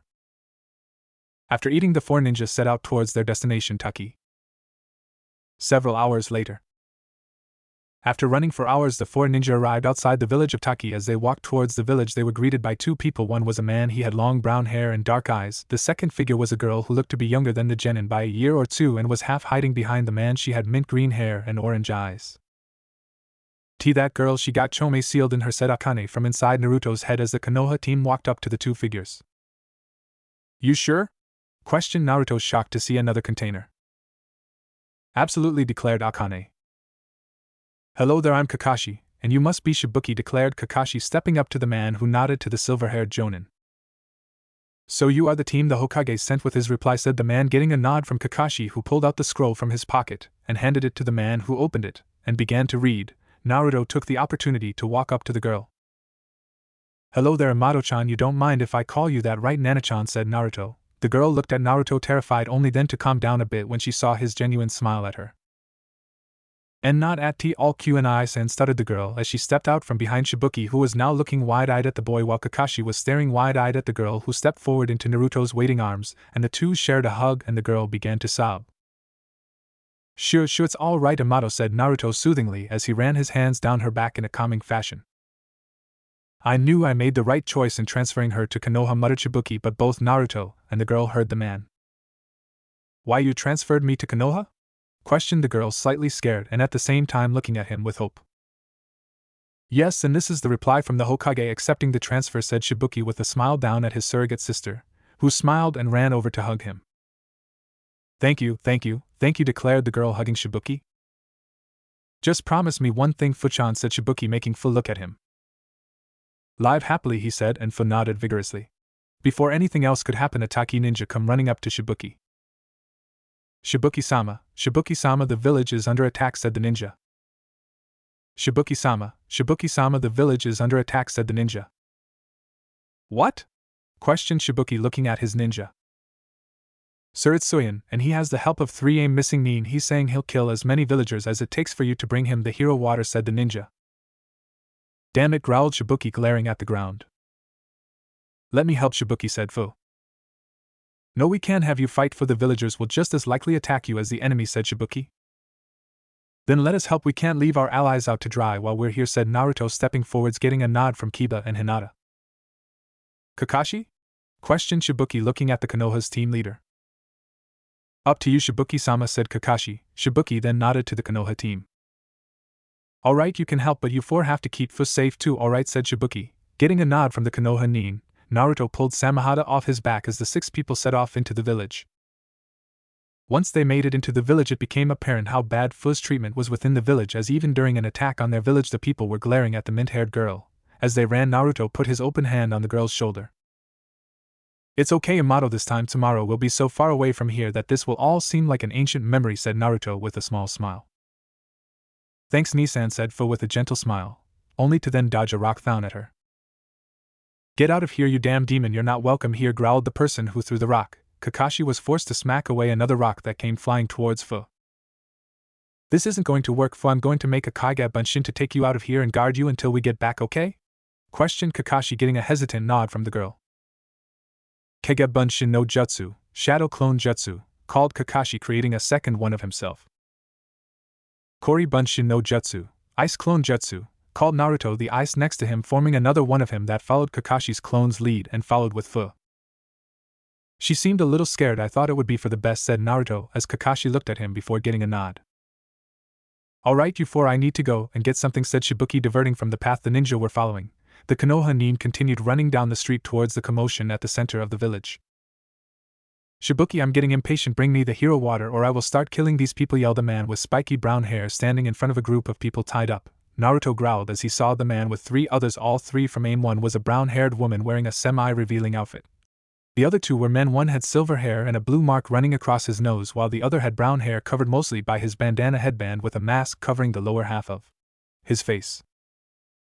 Naruto put down Samehada and pulled his bow off his back and quickly froze the water in the air into 4 arrows, all of which were notched into his bow, which he brought up and aimed down the shaft, and all 4 arrows were aimed at each of the 4 people. Naruto took a deep breath and steadied himself, and then let the arrows go. For a moment all was silent as the arrows flew the several hundred feet towards the ninja, but as they looked like they were going to kill the targets, the arrows were either deflected or shattered. Oh ho ho ho, what do we have here, said the spiky-haired man looking up towards Naruto and the Konoha Nin, who all ducked when they saw the arrows deflected. You 3 go and check it out, ordered the spiky-haired man to his 3 companions, who all nodded and jumped towards the roof. Scatter, you 3, meet back here in 20 minutes, only engage if you have no other option, said Kakashi to his team, who nodded, and all 3 of them, and then Kakashi himself took off in 4 different directions. The 3 former AIM Nin arrived atop the building not a moment later before they saw 3 of the Nin and gave chase. With Hinata. Hinata ran down the streets of Taki thinking of a way to lose anyone who might be on her tail. Just as she rounded a corner, she came face to face with her opponent. The man was one of the 3 ninja. He had brown hair covered mostly by his bandana headband, and his lower face was covered by a Kakashi-esque mask. Well, what do we have here? A Hyuga, an unmarked Hyuga at that. I wonder what Kuma would pay for you, declared the man, making Hinata shiver. Why, you'll have to see. Capture me first, declared Hinata, dropping into her clan's fighting style. With Kiba. Kiba and Akamaru were roof-hopping, trying to avoid the 3 ninjas sent after them. He, however, could smell one of the men after him. He knew from the fact that the man's scent was getting stronger he couldn't outrun the man, and as much as he hated to admit it, he really didn't have the brains to outsmart a wet paper bag, so, trying what he half-hoped would work but half-hoped didn't, so he could beat the guy up. Kiba dropped from the roof into an alleyway and quickly hid behind a dumpster. Kiba then heard someone else drop into the alleyway. "Get out here, kid, I know you're there," said a gruff voice. Kiba poked his head around the corner of the dumpster to see the man looking straight at him. Kiba pulled his head back around and groaned, the groan masking him pulling 2 soldier pills from his pocket, and eating one himself, and tossing one to Akamaru as he stood out from behind the dumpster. "I got you now, kid," smirked the man. "With Kakashi." Kakashi was being followed and he knew it, but he was just giving his pursuer the runaround, not caring to attack, but apparently his skills had lulled a bit since retiring from ANBU because this woman was vaguely keeping up with him, and if he was being honest with himself it was bugging him. Back with Naruto.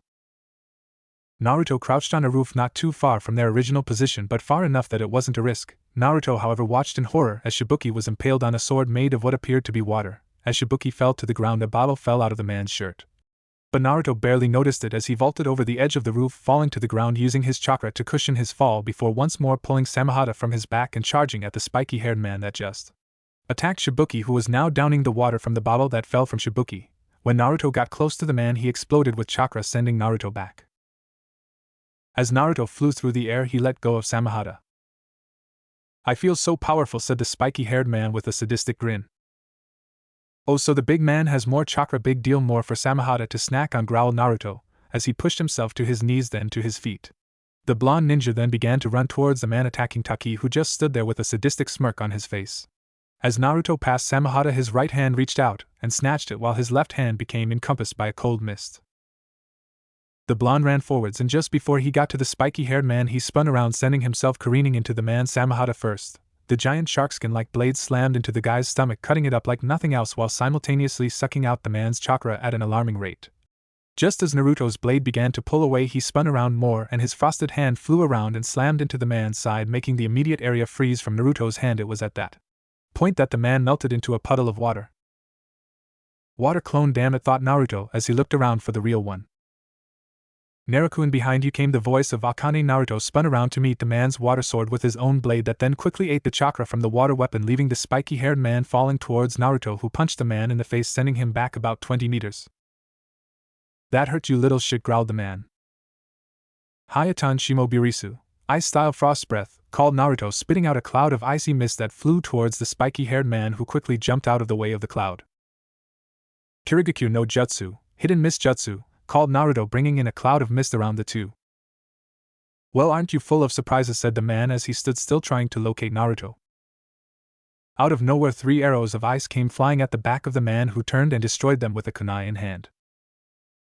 "Suetun Suikoden no Jutsu, water-style water shark bomb jutsu," called Naruto from inside the mist as a shark made entirely of water came flying out of the mist once more at the spiky-haired man, who jumped to the side avoiding the attack.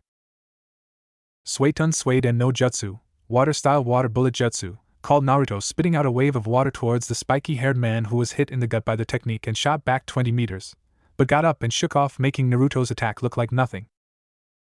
"Fine, then try this on for size. Hayatan Hyoga Ryu no Jutsu, ice-style glacial dragon," called Naruto, creating a giant dragon out of ice that flew towards the spiky-haired man, who jumped up over the head of the dragon only to be hit in the chest with Samehada, which sucked out chakra from the hit. And as the man fell towards the ground, Naruto's free hand lashed out in a claw-like strike with an icy mist-coated hand that hit the spiky-haired ninja in the knee, freezing the joint solid. "Kami damn it," yelled the man as he landed on the ground.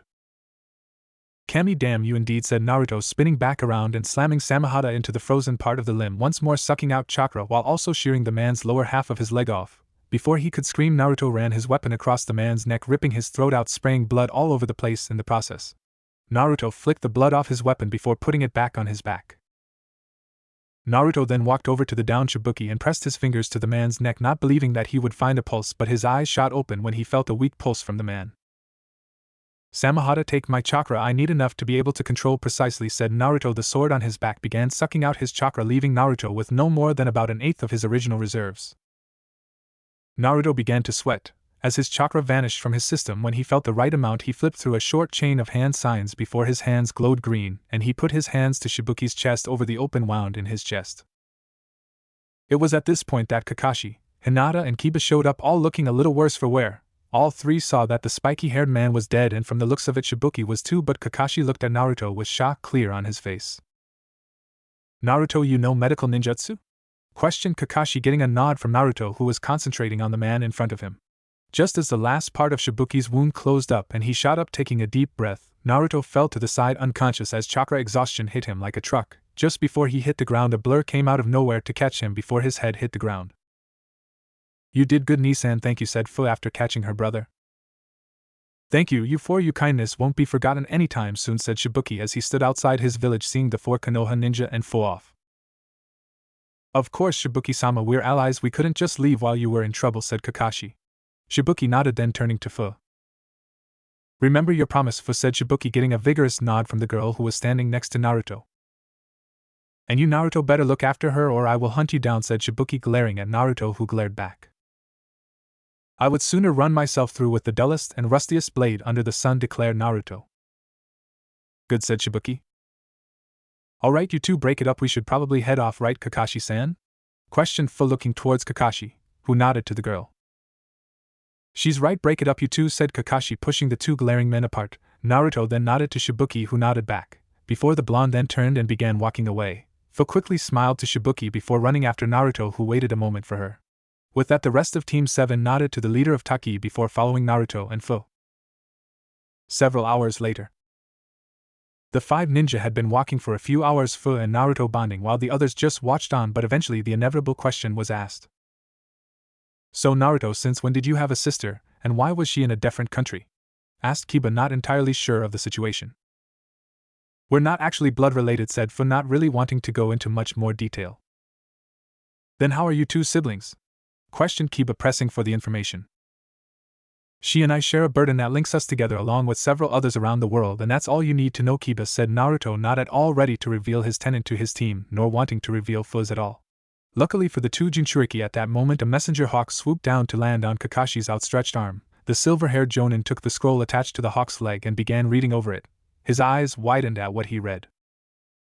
"Alright, you 4, Hokage-sama has another mission for us. Asuma's team was sent on a mission and are requesting backup, so we are head towards the land of waves to meet them and back them up should any trouble arise, but from here on out you 4 will need to listen to exactly what I say when I say it, got it?"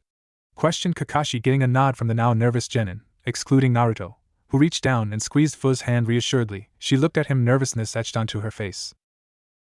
"I won't let anything happen to you, I promise," declared the blonde shinobi, making Fu nod at him, smiling gratefully at his comment. "Thanks, Nisan," said Fu.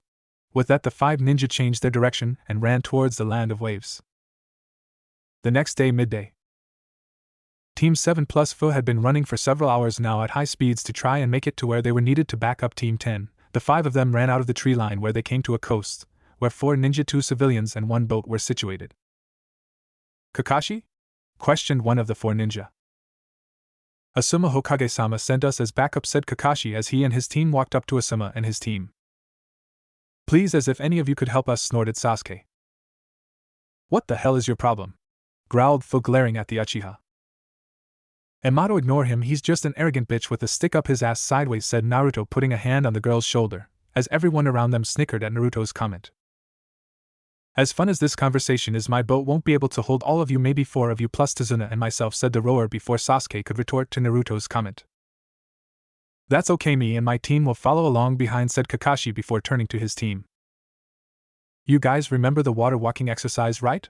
questioned Kakashi, getting a nod from Kiba, Hinata and Naruto and a confused look from Fu. "It's okay, Fu, I'll carry you across and I'll teach you water walking at some point," said Naruto, putting his hand on Fu's shoulder. "Well, if that's the case, let's go," said Tazuna, getting a nod from the ninja minus Sasuke, who was brooding. Naruto knelt down in front of Fu, who jumped on his back piggyback style, while Asuma's team got the boat before it pulled out into the open waters, and as they said, Kakashi and his team followed behind the boat on foot atop the water. "You ninja will never cease to amaze me," said Tazuna, looking back at Kakashi and his team. The ninja, despite either sitting in a boat or walking across the water, were all still vigilant, looking out for threats. However, after about half an hour of walking, the mist parted to reveal a huge structure. While said Fu in awe of the bridge, everyone else wasn't doing much better, excluding Asuma, Kakashi, and Naruto. Another 10 minutes passed with no change, but then the boatman shut off the engine and started to paddle his boat into shore. "Why did you stop the motor?"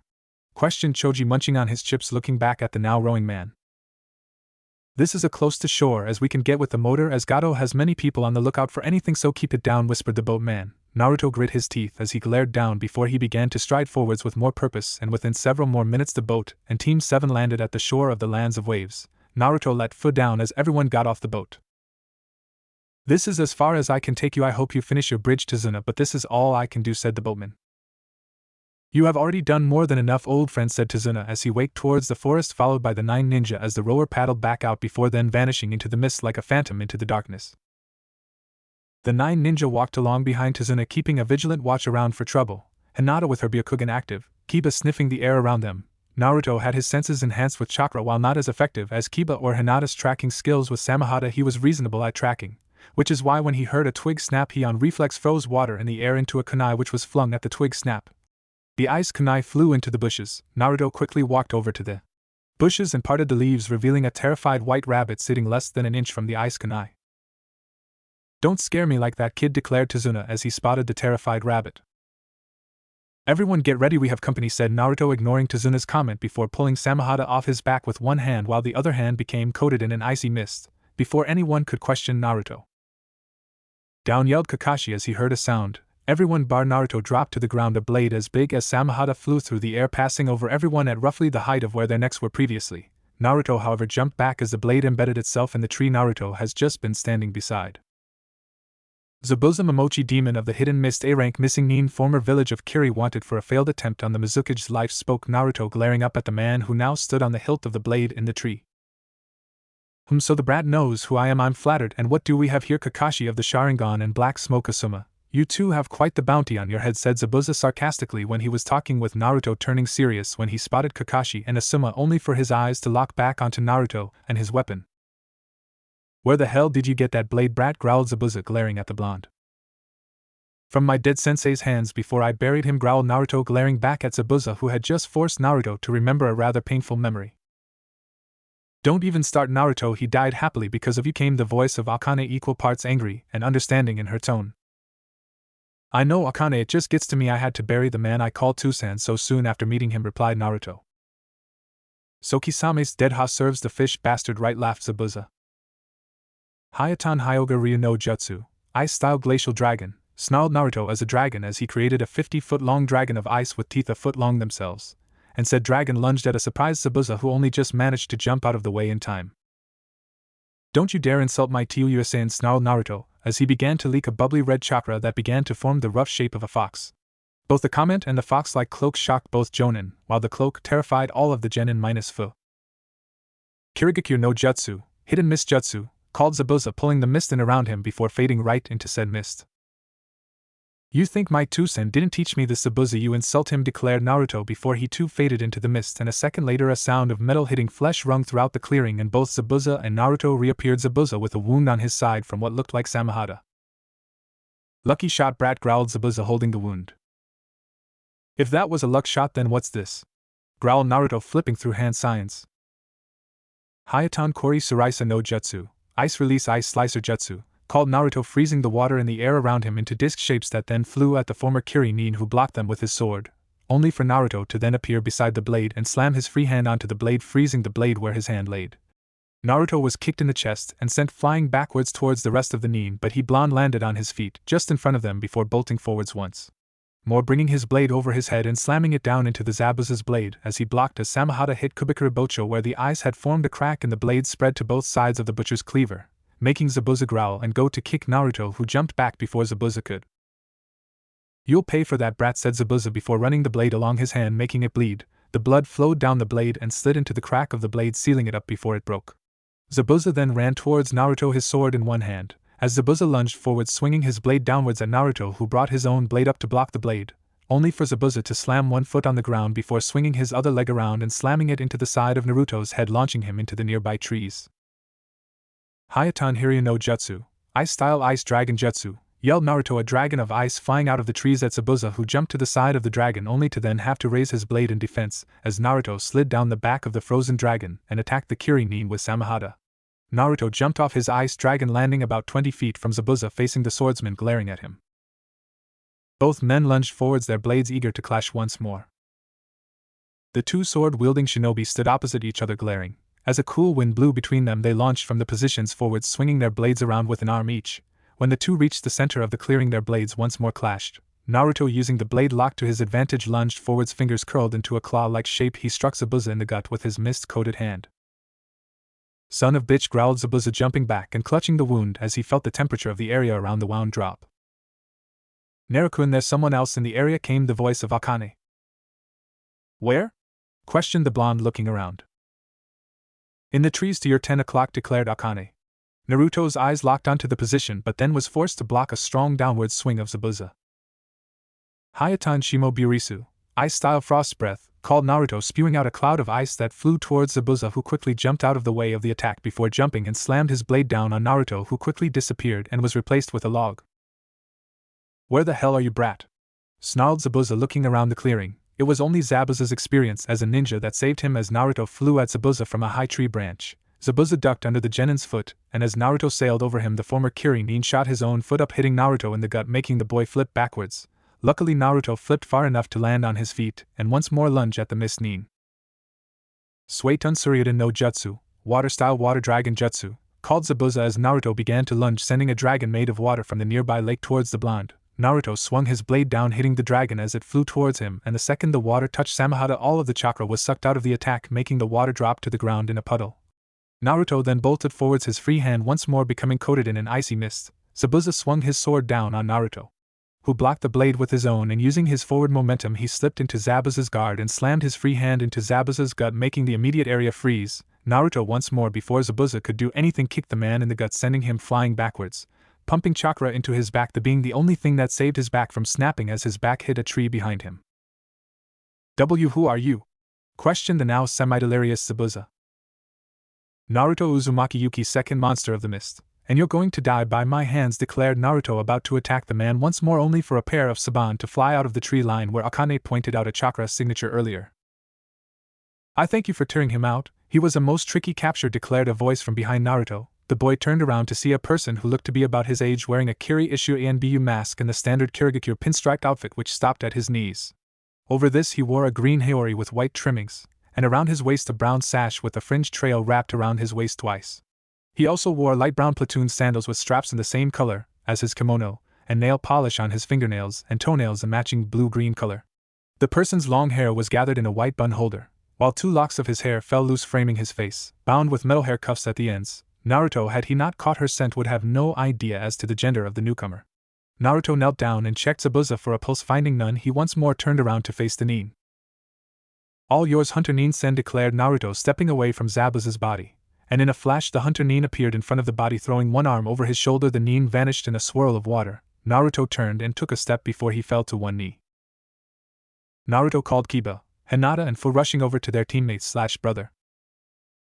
In good, just some chakra exhaustion, said Naruto, trying to push himself up, only to stumble a bit before Kiba pulled one of the blonde's arms over his shoulder. Thanks, Kiba, muttered Naruto, looking at the Inuzuka air. No probs, buddy, declared Kiba with a grin. How far is your house to Zuna? Questioned Asuma, looking back at the man. Not far, just on the other side of town, declared the bridge builder. Alright, we better get going, said Kakashi, getting a nod from everyone else before the lot of them began walking towards Tazuna's house, Sasuke silently glaring at Naruto the whole way. 10 minutes later. The 9 people were standing in front of a semi-dilapidated house. Tazuna simply unlocked and opened the door. Tsunami, Inari, I'm home, yelled Tazuna. Tusan, thank Kami, you're alright, said a woman walking out from another room before hugging Tazuna. She then took note of the people behind her father. Oh, I'm Tsunami, Tazuna's daughter, said Tsunami, bowing to the ninja. Is there somewhere we could rest? Questioned Kakashi. Yes, but unfortunately I don't think we can accommodate all of you in here, said Tsunami. That's fine, my team and I can stay in the woods nearby, declared Naruto, much to the shock of Kakashi and Asuma. You sure, Naruto? My team can be the ones to camp out, declared Asuma. Well, I only speak for me and I find staying outdoors to be less constricting, said Naruto. We'll camp out, declared Kiba, getting a nod from Hinata. Well, I guess that's that solved, said Kakashi before turning to Asuma. We probably need to discuss logistics, so why don't you come with us? Suggested Kakashi, getting a nod from Asuma. Alright, you 3 stay here, declared Asuma before he, Kiba, Naruto, Hinata, Kakashi and Fu walked back out of the house and towards the nearby forests. When they found a suitable clearing, Kiba put Naruto down against a nearby tree. Naruto spoke, Kakashi drawing the blonde's attention to the man. Naruto nodded, indicating he was listening. I have left you alone about your past, but began Kakashi. You want to know about me and Kisame? Questioned the blonde, getting a nod from the man. And I take it that Asuma is here too, so he knows as well? Questioned the blonde, once more getting a nod from Kakashi. Fine, but you can wait until Kiba, Hyanta and Fu are finished. Those two have earned at least that much of my trust, and Fu deserves to know about me, declared the blonde. The two jonin nodded. After about 5 minutes, when the 3 members of Team 7 had set up their tents, while Naruto explained to Asuma he didn't need one, when the blonde noted the confused look on the jonin's face. Alright, you 3 come here, I asked Naruto to explain his connection to Kisame, and he said you 3 can know, said Kakashi to his 2 other genin as they all walked over to Naruto. Alright, you might want to sit down, this isn't exactly a short story, said Naruto. It all started about 4 years ago, declared Naruto, looking at the ground. Flashback. An 8-year-old Naruto was walking in the forest with a katana strapped to his back along with his bow and arrows. He had been on his own for about a week now and was now heading towards Yuzushiyogakure. As the blonde walked into a clearing, he noticed another person in the clearing. This man had blue skin with gill-like parts under his shark-like eyes. Naruto took note of the giant sword on his back that was turned to the blonde as the man was doubled over, coughing. Hey buddy, you okay? Questioned the young blonde, hoping the man was okay, or if he wasn't, the blonde might be able to help him with his above-average knowledge of medical ninjutsu. The blue-skinned man turned and looked at Naruto, no longer coughing. Yeah kid, fine as Daisy, said the man somewhat sarcastically as he wiped the blood from his chin. Well okay then, said Naruto, turning to leave. Why kid, where's your parents? Questioned the blue-skinned man, only half sounding concerned. Don't have any, said Naruto, looking over his shoulder at the man. Then what's a kid your age doing out here in the middle of nowhere with a blade and a bow? Questioned the man. I'm training to be a ninja, said Naruto. A ninja, huh? Questioned the blue-skinned man. Yeah, why? Said Naruto, narrowing his eyes at the man. Well, I'm looking for an apprentice. You interested? Questioned the man. That depends, what would you be teaching me? Questioned Naruto. The blonde watched as the blue-skinned man reached into his jacket and pulled out a bingo book before tossing it to the blonde. Turn to page 5, declared the man. Naruto did as instructed and opened the book to the suggested page, and lo and behold, a picture of the man standing before him was on the page marked S rank. As Naruto read the page, his eyes grew wider and wider until he dropped the book and looked at the man. I'd be teaching you everything I know, said Kisame. Hell yeah, I'm interested, said Naruto. Good, but before I make this official, I got 2 tests for you, once spoke Kisame, pulling the sword off his back before putting the blade still wrapped in bandages on the ground. This is Samahata. She's gotta accept you as a wielder, and then well, we'll get to that if you get past this first part, said Kisame. Naruto nodded and began to reach out for the handle until the handle of the sword itself grew and wrapped around Naruto's arm, sucking out some of the blonde's chakra before the bandages were ripped off the other end and a mouth opened up at the tip of the rounded weapon, out of which a tongue came and began licking Naruto's face, making the blonde laugh while the sword made excited sounds and the blonde giggled. Okay, stop it, said Naruto, giggling while the sword licked him. Were he not preoccupied by the sword, he would have seen the look on Kisame's face. I've never seen her this excited, not even when she chose me. Just who are you, kid? Thought Kisame to himself as he stepped forwards and took the sword from the blonde. The sword whined as the blonde took deep breaths, trying to regain his breath. Alright kid, you passed the first test. Before we move on to the second one, you got a name? It's not every day Samahata accept a wielder, and I'd like to know the name of a potential wielder, declared Kisame. Naruto nodded, and after taking another few deep breaths, he pushed himself up and looked at the man. Naruto Uzumaki, said Naruto with a grin. Well, Naruto Uzumaki, get ready for the second test, said Kisame, adopting a rough stance with Samahata in his hands. Careful Naruto, that book wasn't lying, he has enough chakra to be considered a Biju, came the cautious voice of Akane from within the blonde's mind. I'm fairly sure I know what this test is, but just to be safe, could you clarify, Kisame-san? Questioned Naruto, pulling the katana on his back out of its sheath. Your second test is to cut me, declared Kisame with a sadistic grin plastered on his face as he sat Samahata on his shoulder. I swear I will pass this test of yours, declared Naruto, dropping into his sword stance. Well then, come at me, taunted Kisame, his smirk spreading wider as the blonde began to charge. I passed Kisame's test, and he trained me with Samahata and died 3 years ago from an incurable disease, or at least that's what he told me, said Naruto, looking down at Samahata, which was sitting in his lap. After a moment, Naruto felt a pair of arms wrap around him. He looked up and saw Fu. Thanks, Amato, said Naruto, hugging the girl back. No problems, Nisan, said Fu with a sad smile as she sat down next to Naruto. Well, Kakashi, we still need to actually organize who does what when, said Asuma. Well, we might as well just make it one day one team guards Tazuna while the other team trains and leave it at that, said Kakashi. That sounds like a good plan, said Asuma. Well, as it's your team's mission, you can take the first guard shift, said Kakashi, getting a nod from Asuma, who stood up nodding to Kakashi before walking back to Tazuna's house and his team. Alright guys, given we have a few hours before the sun goes down, we might as well get some training done, said Kakashi, getting a nod from the 4 genin in front of him. Okay, I've been training you guys except for about a month now, and in that time I have come to know you guys and how you fight, and I have some suggestions regarding your strengths and which of the ninja arts you would excel in should you wish to hear them, declared Kakashi, getting curious looks from all of the genin. I'll take that as a yes. Alright then, we'll start with you, Kiba, said Kakashi, turning to the Inuzuka heir. Your greatest strength is also your greatest weakness. With your partnership with Akamaru, should the two of you get separated or something similar, you're only half as effective. I thought about ninjutsu, but your reserves are at the point you have too little chakra for too much ninjutsu, and too much for genjutsu to come easily to you. So for you, Kiba, I would suggest we find out what your elemental affinity is and try and incorporate that into your taijutsu, while at the same time I'd suggest you keep your eyes open for maybe a weapon to use that complements your taijutsu, said Kakashi. Kiba had his head down in serious thought, contemplating what his sensei said. Kakashi meanwhile turned to Hinata. You, Hinata, your greatest strength is your precise control of your chakra, but your largest weakness is your gentle personality. You're too afraid to hurt someone. Now that isn't a bad thing in most situations, but when on active duty you have to be prepared to take lives if necessary, but due to your kind and gentle personality you won't. So with that in mind, I would suggest for you is to be a support kunoichi, hanging back and supporting with genjutsu and medical ninjutsu. Your precise control plays well with this, and that way you can stay back and avoid most of the fighting where you're just as likely to wind up dead as your opponent is, and you can help those who have been hurt in the process, said Kakashi, getting a nod from Hinata. The silver-haired jonin then turned to Naruto. Now Naruto, you have a huge control problem, but then with the reserves you have, that's not really a problem. You have your ninjutsu and weapons, and from what I understand Fuinjutsu, there isn't really a whole lot I can actually eat you, said Kakashi, about to continue when Naruto held up a hand.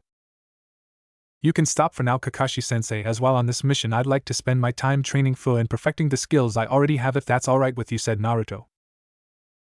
I was just going to say I can at some point teach you some water jutsu I know, and maybe a wind one or two, but for the time being I need to help your teammates more than you, so actually that works out great, said Kakashi with a nod.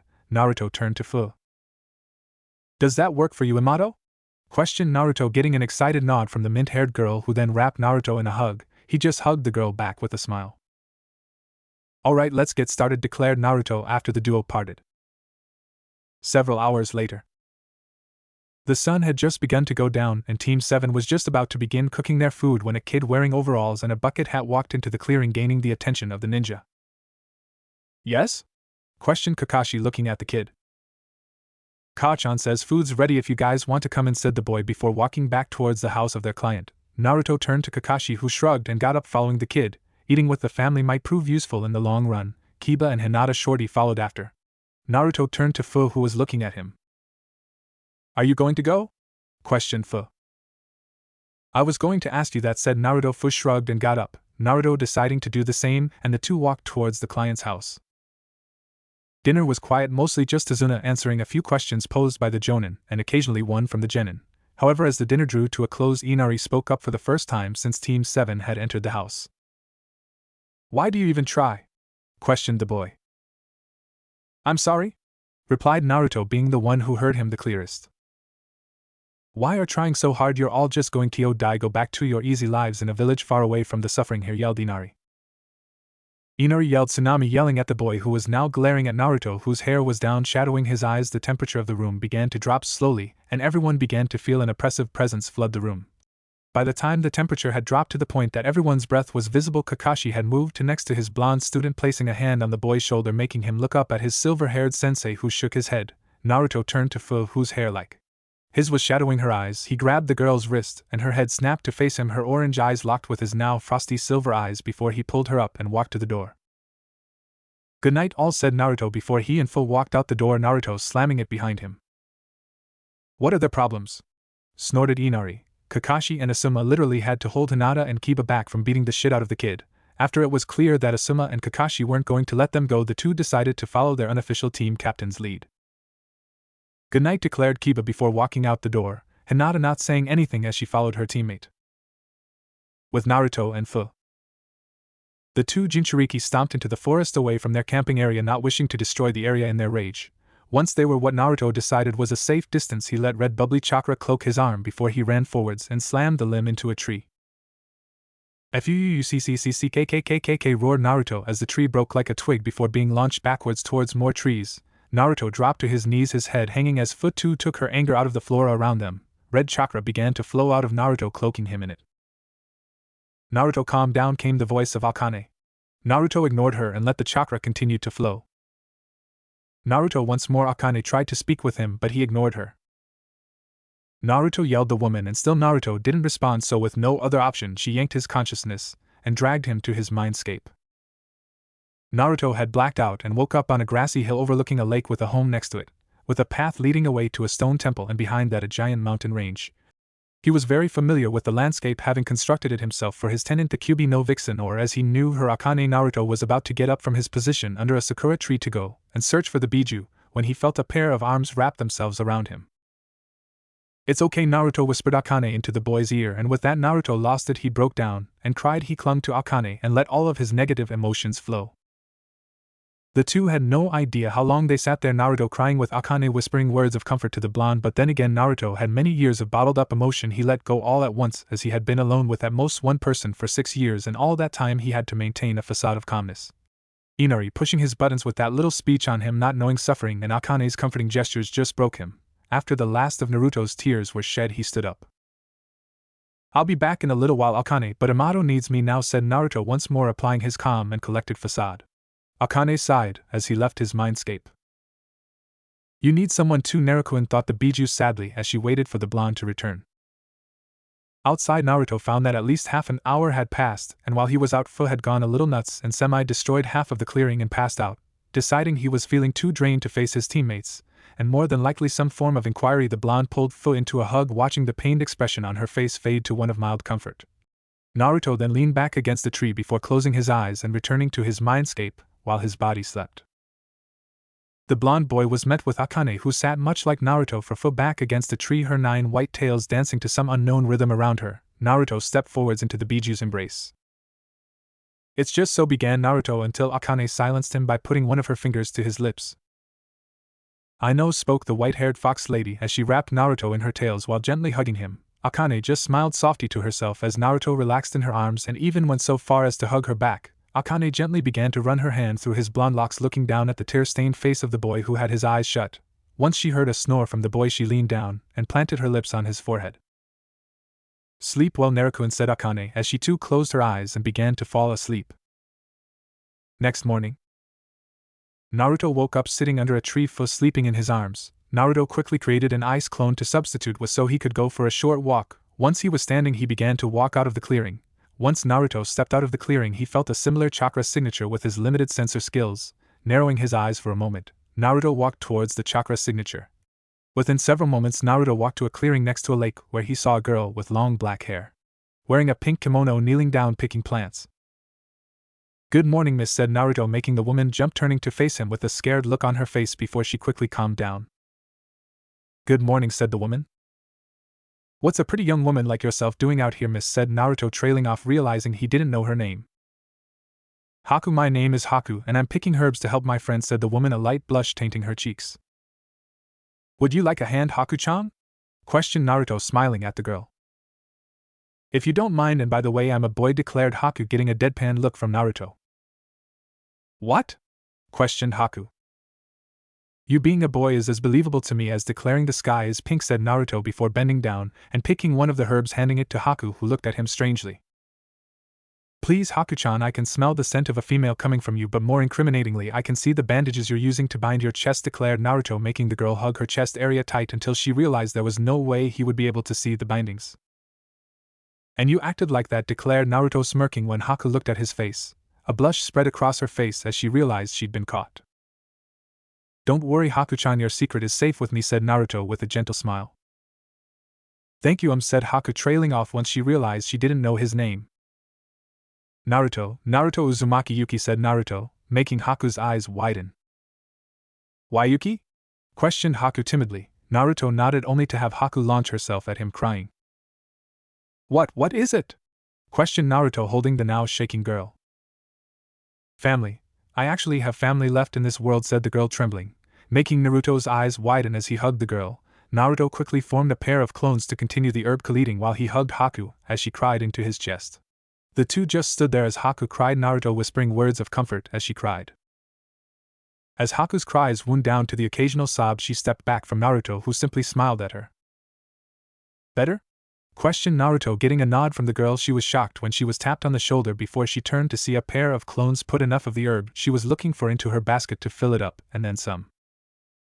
"Make sure Zabuza gets better, Haku, because now I know my kinsman is involved. I will move heaven and earth to make sure you're safe, even if that means killing Zabuza," declared Naruto, making Haku turn back to him only to find him gone. Haku turned and walked out of the clearing feeling conflicted. With Naruto walked back into the clearing where he and Fu had slept the night before to find Fu awake leaning on the clone with a smile. As Naruto walked into the clearing, Fu looked up confused, but then realization hit her, one of them was a clone. Before she could ask which Naruto the real one spoke. "Go get Kakashi and Asuma and tell them I need to talk with them," said Naruto. The clone jumped up nodding before running out of the clearing. Naruto walked over to Fu and gently pulled her to her feet. "Come on, Amato, we need to get back," said Naruto, gently pulling Fu out of the clearing. The girl simply followed. The two walked back to their team's clearing in silence. Naruto had a look of seriousness on his face. Fu just looked at the boy worried. When the two walked into the clearing, they saw Asuma and Kakashi looking at them. "Okay, Naruto, what is it now?" questioned Asuma.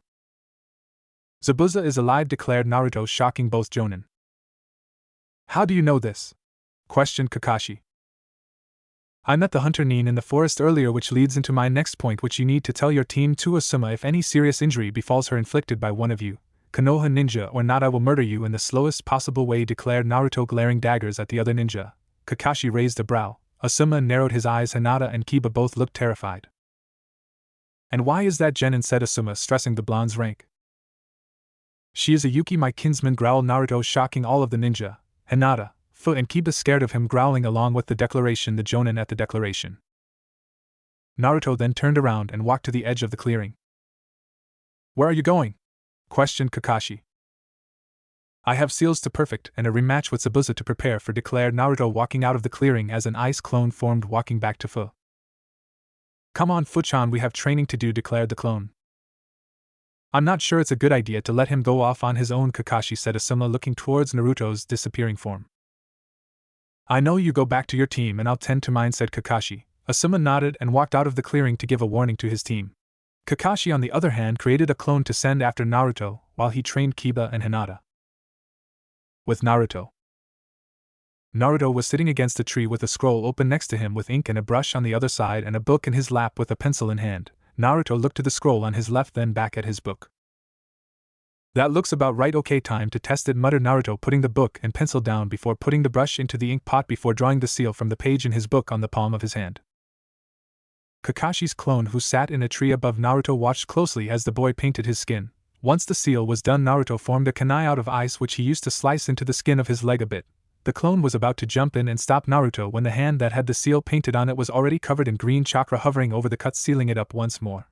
After a second, the cut was completely healed. Kakashi watched on as Naruto stood up and walked to a nearby tree and slammed his closed fist straight into it, snapping and uprooting the tree and sending it back 10 feet, uprooting a second tree in the process. "Damn, it's still not right," muttered Naruto, taking his seat back against the tree with his pencil in hand and book on his lap. "Not right? You have got to be joking. What's he hoping to do?"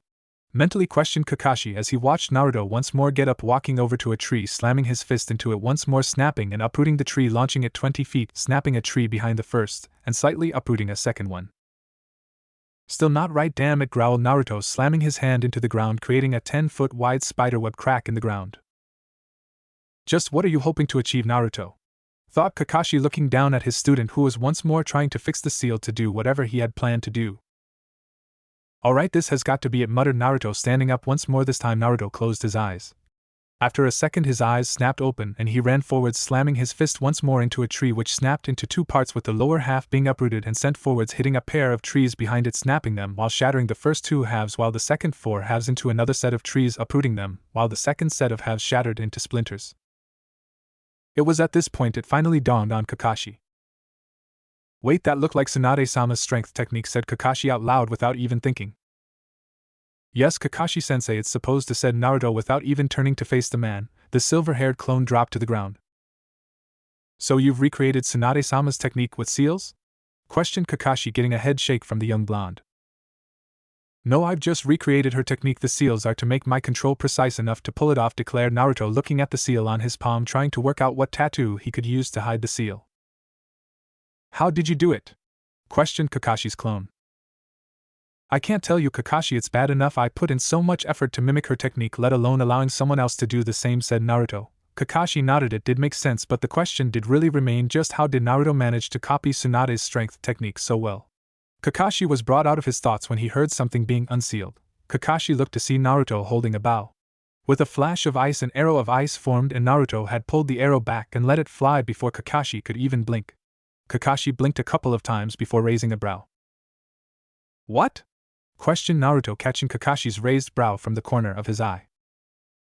You've just created a super strength jutsu, and yet moved straight on to practicing with a bow, said Kakashi. The super strength is more of a last resort, while I plan to use my bow to full potential in my fight against Zabuza, declared Naruto. That's if we let you, said Kakashi. Naruto turned to the Kakashi clone, his eyes glowing silver with rage. Kakashi-sensei, this is no longer just about the client to me. I have to be the one to face Zabuza if you want to be right behind me to take over if I get knocked out, but I am the one who is going to fight him first, declared Naruto. Kakashi said nothing. Naruto took that as the conversation was over. The next day, Naruto and his team were now guarding Tazuna on the bridge, while his team where he was preparing the bridge for the inevitable battle to come. So just one more time, kid, with this the bridge won't be able to be blown up? Questioned Tazuna, looking down at Naruto, who was carving a seal into the bridge surface. Yes and no, the bridge won't be completely immune to explosions, but most explosions' power should be lowered to the point that it does at best minimal damage to the surface. However, should the need arise, the underside of the bridge is still very much able to explode, so if bandits or something are coming, you can simply blow the bridge to stop them, declared Naruto. Tazuna nodded to Naruto. Now again, why are you doing this? Questioned Tazuna. Because Zabuza is alive and I plan to fight him, and the fight will more than likely end up on this bridge one way or another, and given my own fondness of explosives, it would be best to protect the bridge from any possible crossfire, declared Naruto, as he channeled Futon chakra to his finger to carve into the brick to actually create the seal. Tazuna, came a voice from behind the old bridge builder. The old man turned to see a middle-aged man looking very scared. Yes, Ryoku, what is it? Questioned Tazuna, looking concerned. I'm sorry, Tazuna, but I just can't do this. I fear for my family, and I said the man, stopping when Tazuna held up his hand. I get it, thanks for all the work you did. Just go and stay safe, my friend, said Tazuna as the man nodded and left his tools before leaving the bridge and heading back into town. Tazuna sighed as he watched the man leave. How often is that happening? Questioned Naruto. More often than I'd like, declared Tazuna. Naruto nodded and made a single hand sign.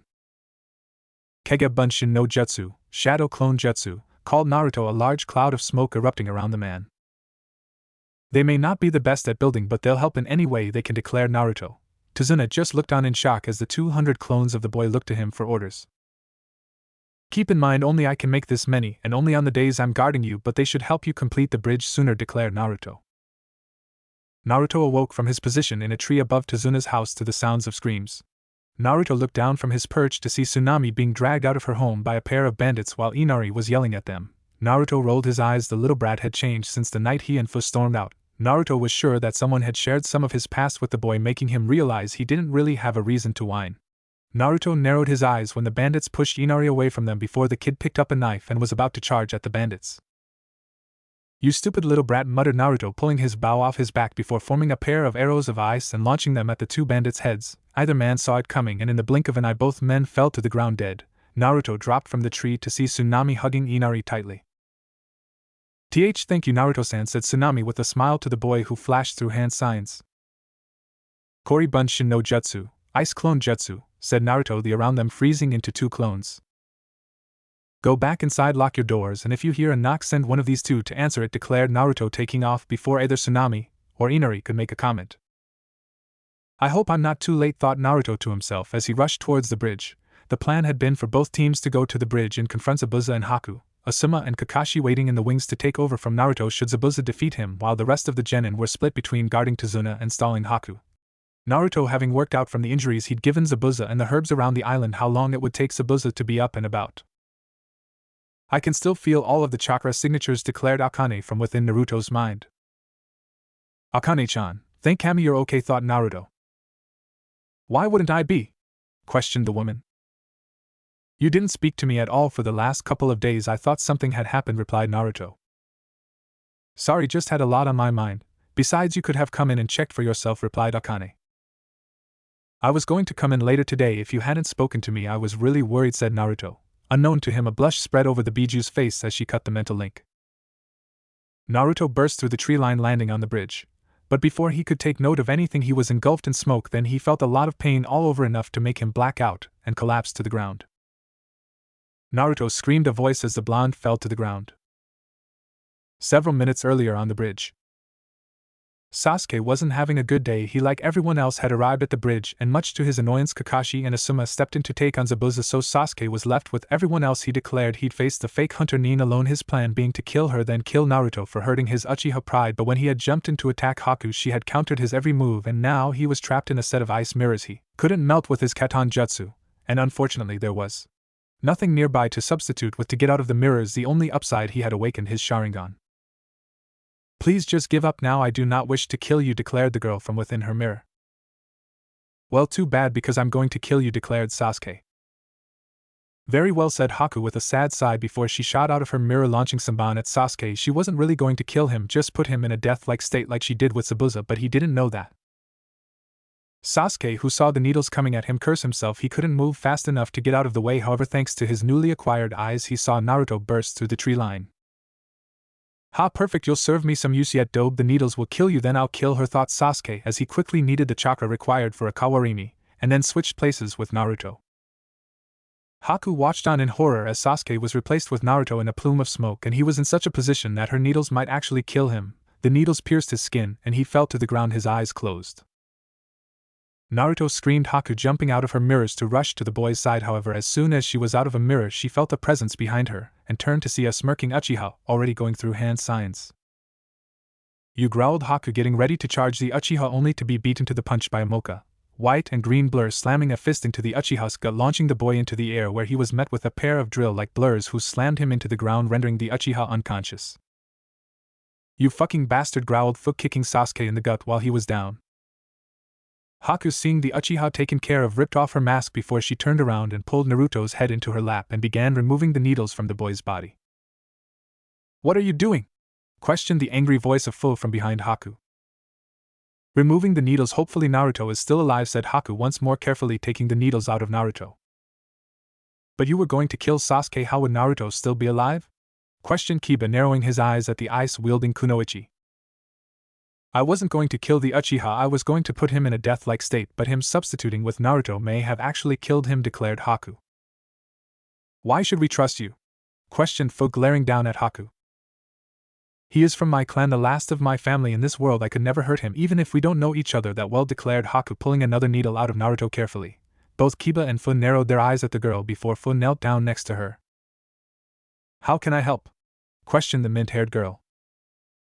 Gently pull the needles out one at a time, said Haku, not really concentrating on the other girl. Fu nodded and joined Haku, gently pulling needles out of Naruto's skin. Kiba stood back with Akamaru sitting atop the boy's head, both watching for any sudden movements.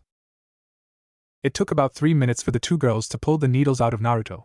As soon as the last needle was pulled out of his skin, Naruto shot up into a seated position and looked around for a moment before he noticed he was on the ground with a maskless Haku behind him and a smiling Fu next to him. Naruto-kun/ni, called Haku and Fu respectively, hugging Naruto, who simply wrapped an arm around them both. However, a second later Naruto noticed the mist on the bridge began to clear.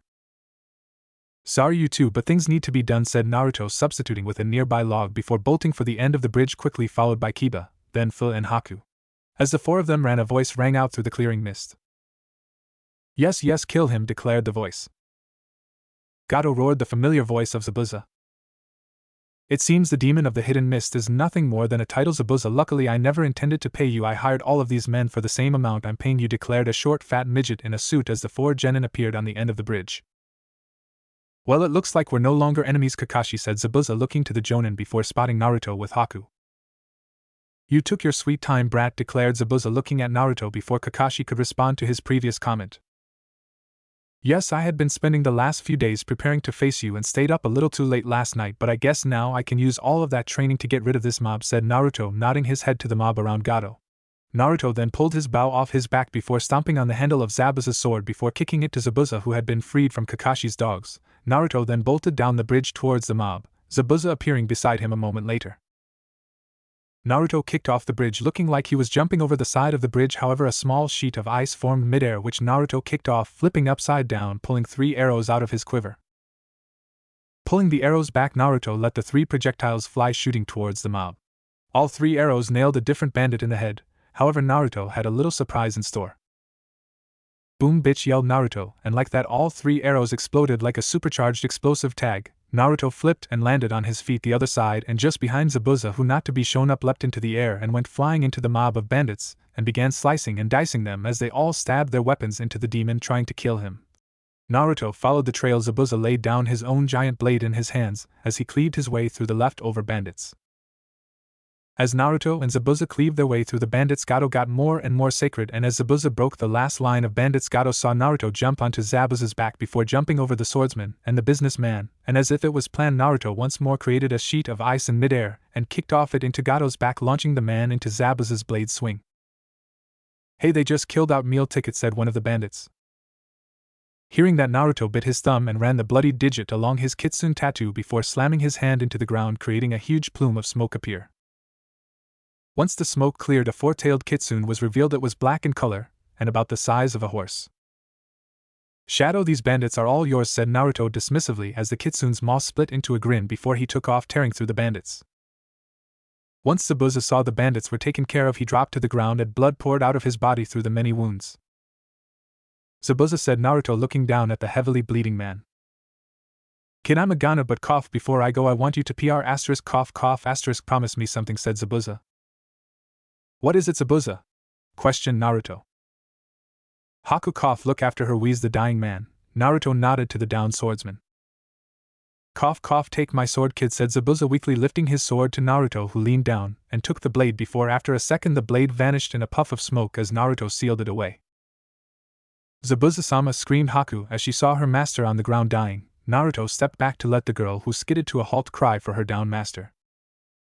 Ha cough, cool, live well my cough daughter, said Zabuza before his head lulled to the side as the light left his eyes and the man lived no more. To sniff, sen, muttered Haku as tears began to form in her eyes. Naruto stepped closer and put a comforting hand on Haku's shoulder. Haku looked up at him in surprise before she quickly launched herself at Naruto, latching onto him as she cried her eyes out on his shirt. Naruto just smiled sadly as he hugged the girl. The demon of the mist was dead.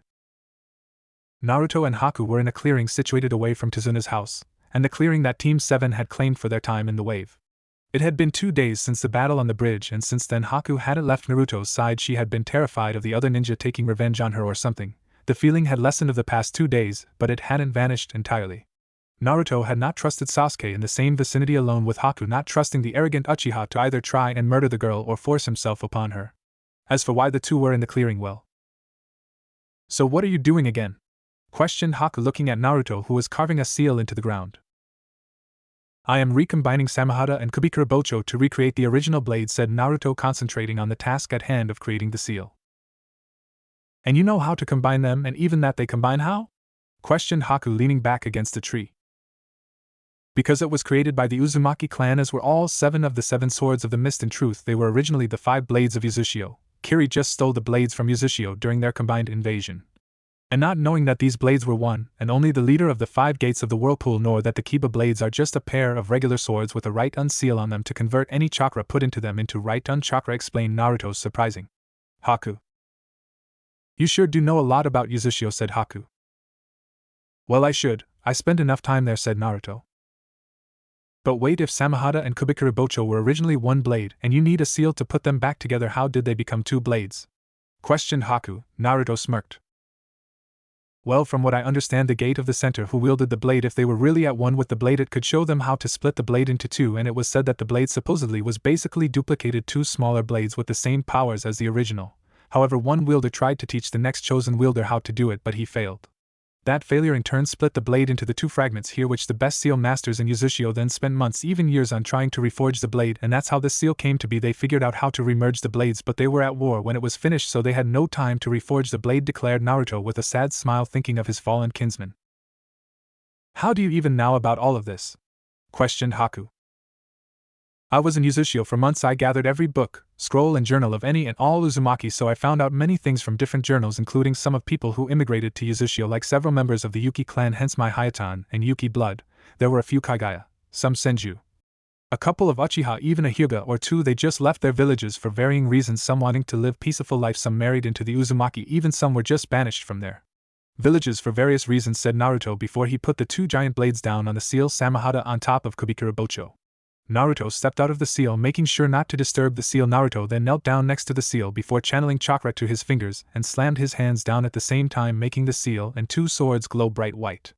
The light was so bright that Haku had to cover her eyes. Naruto, however, just channeled chakra to a seal next to his eye, which darkened his vision, making the bright light a normal brightness, but everything else around him much darker, and with his enhanced vision Naruto saw that both blades pulsed twice before slowly Samahata started to sink while Kubikura Bocho rose up from the ground.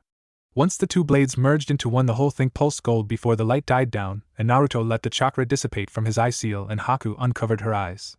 What they saw shouldn't have been that surprising, but it was. The blade had the basic shape of Kubikura Bocho with scales like Samahata on the flats of the blade. There was no hole in the middle of the tip of the blade, nor was there a notch in the cutting edge of the blade. The handle of the blade was the same one that once belonged to Samahata. Naruto leant forwards and grasped the sword by the hilt. Samanikuya, Shark Butcher, is once more whole, said Naruto, grinning.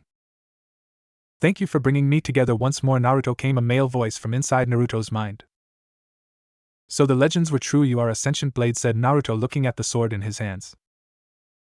Yes, I can however only speak through a mental link, declared Samanikuya. Naruto rolled the blade in his hand a couple of times before sheathing it in the large strap on his back. Naruto ni Haku-chan, come on, we have guard duty, yelled the voice of Fu walking into the clearing.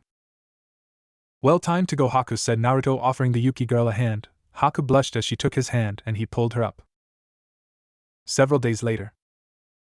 And you lot are invited, said Tazuna, standing in front of all of the ninja. The citizens of the wave had decided that to celebrate the finishing of the bridge along with a thank you for the shinobi with a festival, and Tazuna had just informed the ninja of it. Kakashi looked to Asuma, who simply shrugged. Sure, why not, declared Kakashi, smiling. Great, we hope to see all of you tonight, said Tazuna, walking away to get ready himself. Well, you heard him, you lot, said Kakashi before he began walking away, letting his genin get ready. Asuma left the genin alone too. Well, Haku-chan, would you like the honor of going to this festival with me?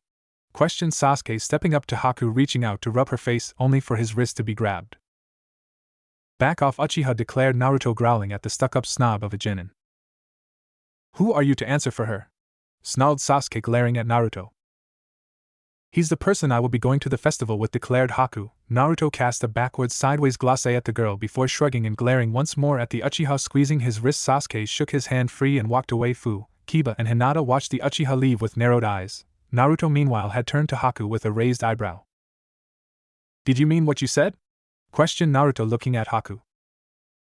Yes, you're the only guy I would go to this festival with, said Haku with a small blush on her face, suddenly finding the ground very interesting. Haku, said Naruto. Haku still looked at the ground. Haku, look at me, said Naruto, reaching out and tilting her head up, making her look at him.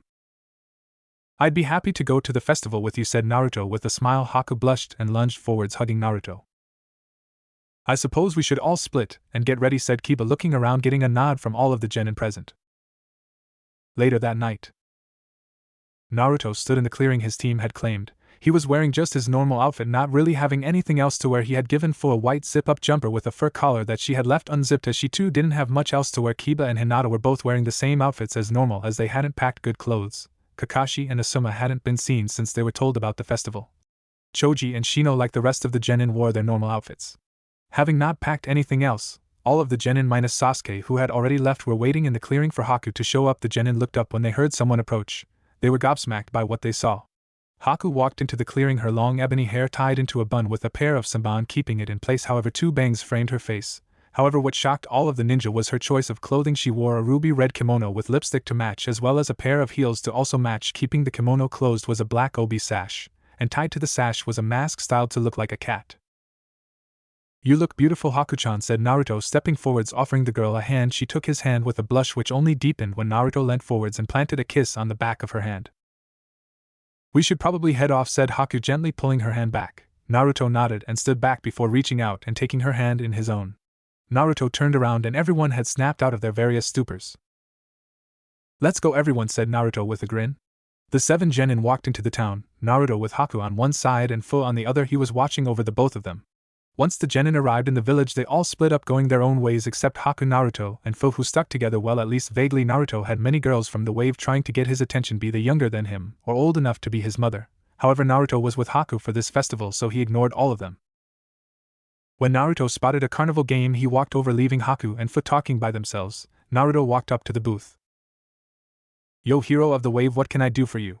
Questioned the man behind the counter. 3 shots, said Naruto, pulling out the money posted on the back of the carnival game.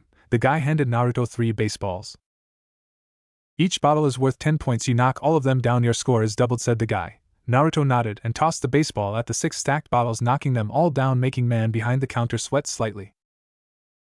Okay champ, next lot, said the guy, pointing to a second stack of bottles. Once more Naruto knocked all the bottles down, making the guy behind the counter go wide-eyed before once more pointing to the next set of bottles, which Naruto knocked all of them down once more, shocking the guy behind the counter and making him pale. 360 points was enough to get half the stuff in the stand.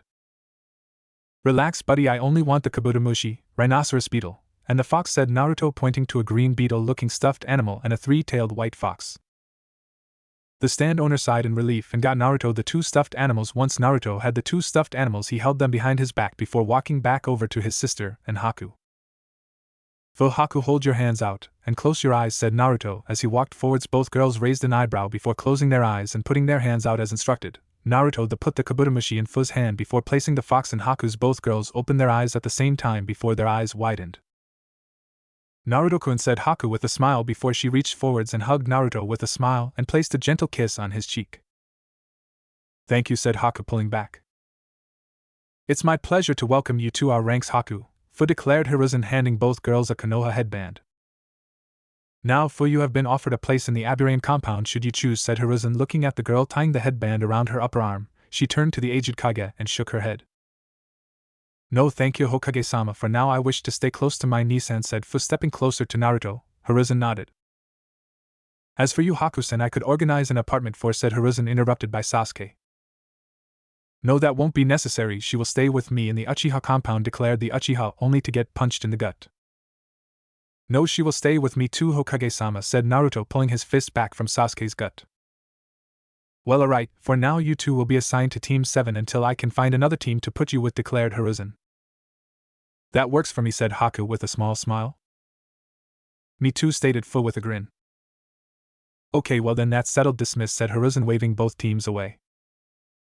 My team, I'll see you guys at our regular training ground in 2 days. Until then you have off, said Kakashi, getting a nod from Team 7. You lot, same deal, see ya in 2 days, said Asuma before he vanished in a swirl of leaves. Kakashi did the same thing. Sasuke turned to talk with Haku only to see Naruto wrap an arm around the girl as well as wrapping an arm around Fu before all 3 froze and shattered into shards of ice. Sasuke growled and stomped out of the room. He had people he needed to talk with. With Naruto, Haku and Fu. The 3 young ninja appeared outside Naruto and Jiraiya's shared home. Naruto led the 2 around the back where they found Jiraiya sitting in a chair with a book in his hand, writing in it with his notepad on a table next to him. Hey Aji-san, said Naruto, alerting Jiraiya to the boy's presence. Oh Naruto, you're back, and who are these lovely ladies following in my footsteps already? I'm so proud, said Jiraiya, fake crying tears of joy. Hell no, I'm not following in your footsteps, this is Fushiza Jinchuriki, said Naruto, giving Jiraiya a second. So you're being a brother to her? Questioned Jiraiya, getting a nod from Naruto and Fu. And this is Haku, she is my girlfriend, my one and only girlfriend, said Naruto, glaring at Jiraiya. So how did that happen? Questioned Jiraiya. Well, for that we have explained the second mission that we got called on, so. Flashback. Naruto and Haku stood at the back of a now dispersing crowd of people. Tazuna had made a speech about the bridge and the ninja, thanking the Konoha ninja for their help in restoring hope to the wave, and now most people were either going home for the night or going back to the festival. Naruto turned to look at the beautiful Haku, who was looking back at him. They both smiled and looked away from each other. Haku, come with me, said Naruto, walking away from the crowd of people towards the forests of wave. Haku followed the blonde and the 2 walked into the forest. After walking for about 5 minutes, Naruto and Haku found themselves on a hill overlooking the entirety of the land of waves, including the newly finished bridge. Naruto jumped up onto a tree branch. Looking back at Haku, he patted the branch next to him. She jumped up and sat down next to him. I had fun tonight, Naruto-kun, said Haku, leaning on his shoulder. I'm glad you did, said Naruto with a smile, wrapping an arm around the girl, pulling her closer to him. She wrapped both of her arms around him, making him look at her, only for the blonde to be even more surprised when she crashed her lips into his. The blonde blinked, and Haku pulled back. Thank you for tonight, Naruto, I mean it, said Haku with a blush on her face. Haku, would you be my girlfriend? Questioned Naruto. What? Questioned Haku, not sure she heard right. Would you be my girlfriend? Repeated Naruto. Why me? We met a week ago and I was up until 3 days ago your enemy, said Haku. Yes, but you are also beautiful, kind-hearted, gentle, and special to me, said Naruto with a soft smile. Hey, are you sure, Naruto-kun? Questioned Naruto. Naruto gently turned her head so he could press his own lips against hers. Haku's mind went blank for several seconds. Once her mind came around, Naruto's lips had left hers. Yes, Haku-chan, I'm sure, said Naruto with a grin. Flashback end. And that's how this happened, said Naruto, Haku standing next to him, blushing, looking down. They both need a place to stay, began Naruto, trailing off. As I told you when you moved in, this place is as much yours as mine. They can stay if you want, declared Jiraiya. Thanks, Aji-san, said Naruto, smiling, before turning to the girls and smiling to them before leading them inside. Several hours later. Naruto, Haku, and Fu were all sitting around a table eating their dinner, Fu and Haku having claimed a room, and Naruto helped them unpack their stuff. Jiraiya had gone out before they had begun eating to do some early evening research, as he called it. So the three genin were alone, that is, until there was a knock at the door. Naruto got up and walked to the door, opening it to find a cat-masked Anbu on the doorstep. Nico-san, what can I do for you? Questioned Naruto. Yuki-san is to report to the council chambers now, said Nico. Thanks, Nico-san, said Naruto, getting a nod from the Anbu before they vanished in a swirl of leaves. Naruto walked back into the dining room. What was that about? Asked Fu. The council want to see Haku, said Naruto, narrowing his eyes. Well, I should probably go, said Haku, standing up. Let's go then, said Naruto, getting a confused look from Haku and Fu. They said Yuki-san, so there is nothing against me coming, and I know what they're going to say, and I'm probably going to be the only one to be able to stop it. Plus, I just want to fuck off the civilian council, declared Naruto with a grin plastered on his face. Haku just smiled and rolled her eyes before nodding. Don't wait up, Amato will be back soon, said Naruto, smiling to Fu before taking Haku's hand as the two walked out of the house and casually beginning the walk towards the Hokage Tower. 20 minutes later. Where the hell is she? We sent for her 20 minutes ago, declared one of the civilians. Once they finished talking, the doors burst open and in walked Naruto and Haku. Well, what a surprise to see you here. Sasuke's still trying to force Haku to be with you, I see, said Naruto. What the hell are you doing, brat? Yuki-san was specifically requested. Questioned one of the snide civilians. Yeah, that's why I'm here, dumbass. Be specific next time, and given that I'm here, I can disprove you of this notion that you think you're going to marry Haku off to Sasuke, declared Naruto. You have no say in the matter, said one of the civilians. Well, that's where you lot are wrong, said Naruto. No, they're not, Blondie, declared Sasuke, turning to face Naruto and Haku. No, they are, because you see I am on the CRA too, and I am already in a relationship with Haku, which overrules anything you can throw at me and Haku, and just in case you feel the need to try, I as acting head of the Yuki clan would have to agree to the union between Sasuke and Haku, and guess what, you can all burn in hell. Sasuke is the biggest twat I have had the unfortunate displeasure to come across, so I would never allow any of my clan to be married off to him, and as Haku is my first wife on my CRA, you cannot try and force the CRA upon her either, declared Naruto, glaring at Sasuke for his underhanded tactics and at the civilians for actually giving him the opportunity.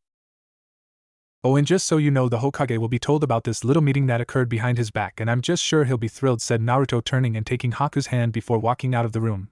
Sasuke grit his teeth, glaring at Naruto as he walked out of the room. Several days later. The 6 members of Team 7 were standing in the mission briefing room waiting to get a mission. Okay, so Team Even, we have catching Tora, painting fences, a member of the council needs someone to watch their child. Oh, there's a supposedly haunted house that needs dealing with, said the Chunin. Oh, that last one sounds good, said Kiba. Ghosts, no thanks, said Naruto, making everyone turn to him. What? Asked the blonde, not understanding what was going on. You believe in ghosts? Questioned Kakashi, looking down at his student. No, I don't believe in ghosts, that implies they aren't real. I know that ghosts are real, declared Naruto. Okay, I'll bite. How? Questioned Fu. Let's just say depending on what type of ghost, they can make excellent trainers, and leave it at that, stated Naruto. Besides, why are we doing these D ranks? Surely there's a couple of C ranks that we could do, supposed Naruto. No, you guys need a break from the C ranks for a while. We'll just take the Totem mission, said Kakashi, only for Naruto to jump out of the window, returning moments later with said cat caged in an ice cage. They're done, said Naruto, putting the cat on the desk. You know, Naruto, the purpose of the D ranks is to build up teamwork, said Kakashi. Yes, I do, but our team, despite being almost double the size of a conventional team, works better than all of the other Genin teams and even some pure Chunin teams, so I see no point in the missions, and I am fairly sure that my teammates feel the same, declared Naruto, making Kakashi look at the 4 other Genin, who nodded to him. Well, let's go for some training then, given you're so desperate not to do D ranks, said Kakashi, leaving the room, the Genin quickly following behind. Later that night, Kakashi stood with the other Jonin in the Hokage's office, and to the shock of those around him, he was actually on time for the meeting and the Hokage had yet to arrive. While everyone was wondering what sort of planetary alignment had to be going on for Kakashi to be there on time, Hiruzen opened the doors and walked in with a pair of ANBU flanking him on either side. Alright everyone, let's get this started. As we all know, the Chunin exams are to be held here this time around, so we need a strong representation of our village's strength, said Hiruzen, taking his seat. So let's begin the nominations, said Hiruzen, looking to the Jonin sensei. I, Kurinai Yuhi, Jonin sensei of Team 8, elect Shikamaru Nara, Ino Yamanaka and Sakura Haruno for the Chunin exam, said Kurinai, stepping forwards. Hiruzen noted the names and the entire room broke out into whispers, mostly regarding the fact that a team of rookie Genin had been volunteered. I, Asuma Sarutobi, Jonin sensei of Team 10, nominates Sasuke Uchiha, Shino Abirame and Choji Akimichi for the Chunin exams, declared Asuma, once more making the room burst into whispers while Hiruzen noted the names. I, Kakashi Hataki, Jonin sensei of Team 7, nominate Kiba Inuzuka, Hinata Hyuga, and Fu Uzumaki as a team of 3 for the Chunin exams, and I also nominate Haku Yuki and Naruto Uzumaki Yuki to take the exams solo, declared Kakashi. What? Screamed out many of the occupants of the room. Naruto, Haku, Fu, Kiba and Hinata stood waiting for Kakashi in their normal training grounds. Naruto had an arm over Haku's shoulder, and she was leaning on his shoulder as they waited. Puff puff puff, I heard puff you were BA asterisk puff asterisk CKS sensei, so are you puff puff going to start puff puff training me now? Questioned tired looking Konohamaru, appearing in front of Naruto. Bugger of brat, how many times do I have to tell you I'm not your freaking sensei, growled Naruto, glaring. Please please please, wheezed the young boy. No, now leave before I freeze you ankles together and leave you hanging from the Hokage monument, said Naruto, glaring at Konohamaru. No, I want you to train me, said the boy. Kori Bunshin no Jutsu, Ice Clone Jutsu, said Naruto, forming a clone. Now fuck off, declared Naruto, pointing to exit to the training ground. Before Konohamaru could say anything, the clone walked up to the boy and covered his mouth and dragging the kid out of the training ground. Good morning, you 5, declared Kakashi, appearing in a swirl of leaves, distracting everyone from Konohamaru. Well, you 5, it's time I told you why I'm really telling you no for the C-rank missions, said Kakashi, pulling out a pile of forms. I knew there was something more to it, declared Kiba, glaring at Kakashi. Chunin exams entrance forms? Questioned Naruto, not even moving from his position, leaning on a tree. Well, aren't you a smarty pants, Naruto, said Kakashi as he handed Naruto and Haku their forms. Now for the Chunin exams, only teams of 3 can compete as teams, however I have nominated 2 of you to take the exams solo, said Kakashi before turning to the 2 lover birds under the tree. You 2 are going to take the exams solo. Out of the 5 of you, you 2 are the strongest, said Kakashi. Naruto and Haku nodded. Now most importantly, this is an individual decision, so none of you have to participate, said Kakashi, getting a nod from the Genin. Should you decide to participate, bring those forms signed to the Academy Room 301 in 3 days, said Kakashi, once more getting a nod from his team. Alright, with that out of the way, let's get to training, said Kakashi, getting a nod from all of his Genin. 3 days later, Academy. Naruto stood alone in front of the academy. He was alone as per an agreement with the other 4 Genin of the same team. They had agreed to not show up together, as they weren't going to work together in the exams, so the lot of them were showing up in their teams, so Naruto was by himself. Haku, if she was going, would be by herself, and Fu, Hinata and Kiba would be together if they were participating. Naruto had decided that if he was going for the Chunin exams, he was either going to fly under the radar and be all stealthy about everything, or be over the top and intimidating, and given the giant sword strapped to his back, he had decided the first option was out. So Naruto walked into the academy, channeling chakra to his eyes so they glowed an ominous icy blue, and at the same time Naruto leaked some of his Ki and Hayatan chakra in a very terrifying combination. Basically everyone stopped and turned to Naruto as he walked into the academy and up the stairs. on the second floor Naruto saw a large group of genin crowded around a room marked on a sign above the door 301. Naruto rolled his eyes and just walked past the semi-cowering genin to add extra emphasis. Naruto pushed enough Hayatan chakra to his feet that the floor froze underfoot as he walked along and up the stairs, completely ignoring the group of genin. On the next floor Naruto walked through the halls towards room 301. The blonde heard a ruckus behind him but moved on, ignoring it. He had a test to get to. Just outside the door Naruto saw Kakashi waiting. "Good luck, Naruto," said Kakashi, getting a nod from the blonde before he opened the door. As soon as Naruto opened the door, he was blasted by some of the weakest Ki he had felt, and he had felt the Ki of a civilian mob chasing him. "Wow, really, that's it for a room full of genin? I expected more," said Naruto with a sigh before he dropped his own Ki in its entirety, opening his eyes wide, tilting his head to the right, and letting a psychotic smirk cross his face while simultaneously lowering the temperature of the room with his Ki. Within seconds, almost all of the genin fell to their knees looking at Naruto terrified. Only a dozen and a half, maybe 2 dozen stood tall against Naruto's Ki. Naruto took note of the ones who stood tall before walking to the corner of the room, letting his Ki drop before slamming his blade into the floor, then jumping up and leaning against the corner of the room while standing on his blade. Naruto just sort of zoned out, not paying attention to anything until a huge cloud of smoke erupted at the front of the room, making Naruto snap back to reality. The blonde watched as the smoke cleared and saw a heavily scared man standing at the front of everyone. "All right, sit down and shut up, maggot," said the man. "My name is Ibiki Marino, and I am the proctor for the first exams," declared the man. "Now there is to be no attacking each other unless given permission by one of the proctors, and never using lethal force," ordered Ibiki. "Sorry, this is our first time, we're a little nervous," said a voice from the crowd of ninja. Naruto's head snapped in the direction of the voice, having recognized it, but he couldn't see the owner of the voice as he was hidden behind a large group of people.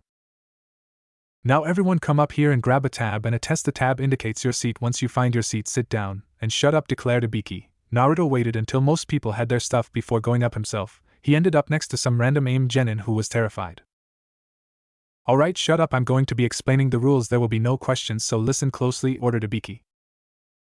"You will each start with 10 points, and you will lose 1 point for each wrong answer. You will also lose 2 points if you are caught cheating. Also, you pass and fail as a team. Should your points reach 0, you and your teammates will be asked to leave. You will be given an hour to answer the 9 questions on the sheet, and then after that a 10th question will be asked. And just so there is no cheating, my friends here will be watching as you take your tests," declared Ibiki before turning around to see lots of terrified genin, just what he wanted to see.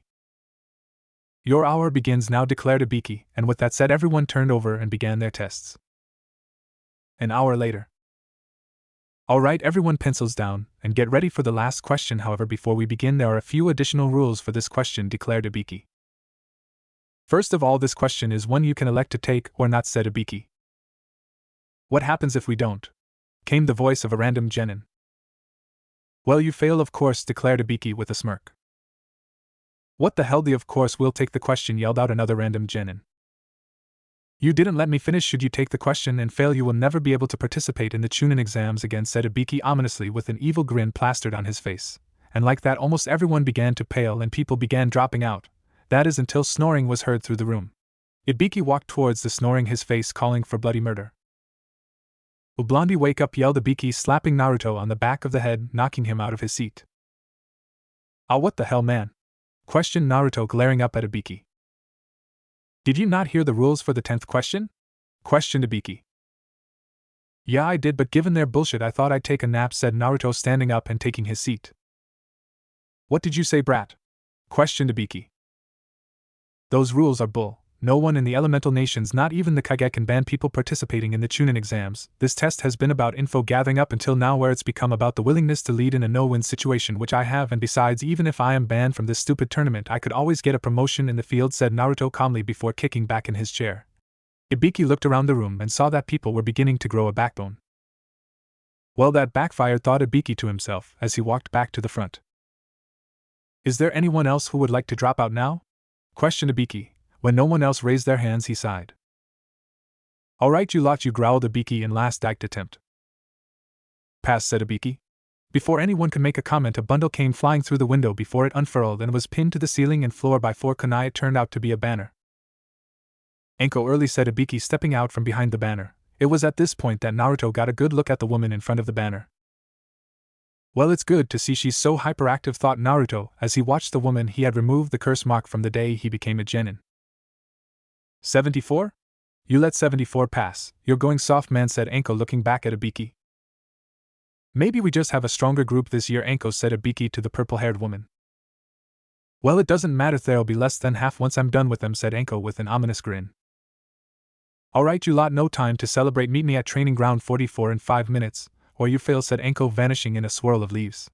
Naruto followed suit and froze before shattering, revealing nothing left behind. Forest of Death. 5 minutes later. Naruto stood leaning against the fence as the last of the prospective Chunin showed up. Alright, brats, I'm Anko Mitarashi, the proctor of the second exam. Now, while I explain what the exam is, some Chunin will be coming around with a form you have to sign before you can participate, said Anko as several Chunin began walking around handing out sheets of paper. Alright, this test is a survival exercise. You will each be given one of these scrolls, either a heaven or an earth scroll, and the goal is to get the other scroll and make it to the tower in the middle of this lovely forest behind me, lovingly called the Forest of Death, said Anko, stopping when she heard muttering. I've seen scarier, muttered Naruto under his breath, only for a kunai to be thrown at him, only for him to catch it by the ring mere millimeters from his forehead.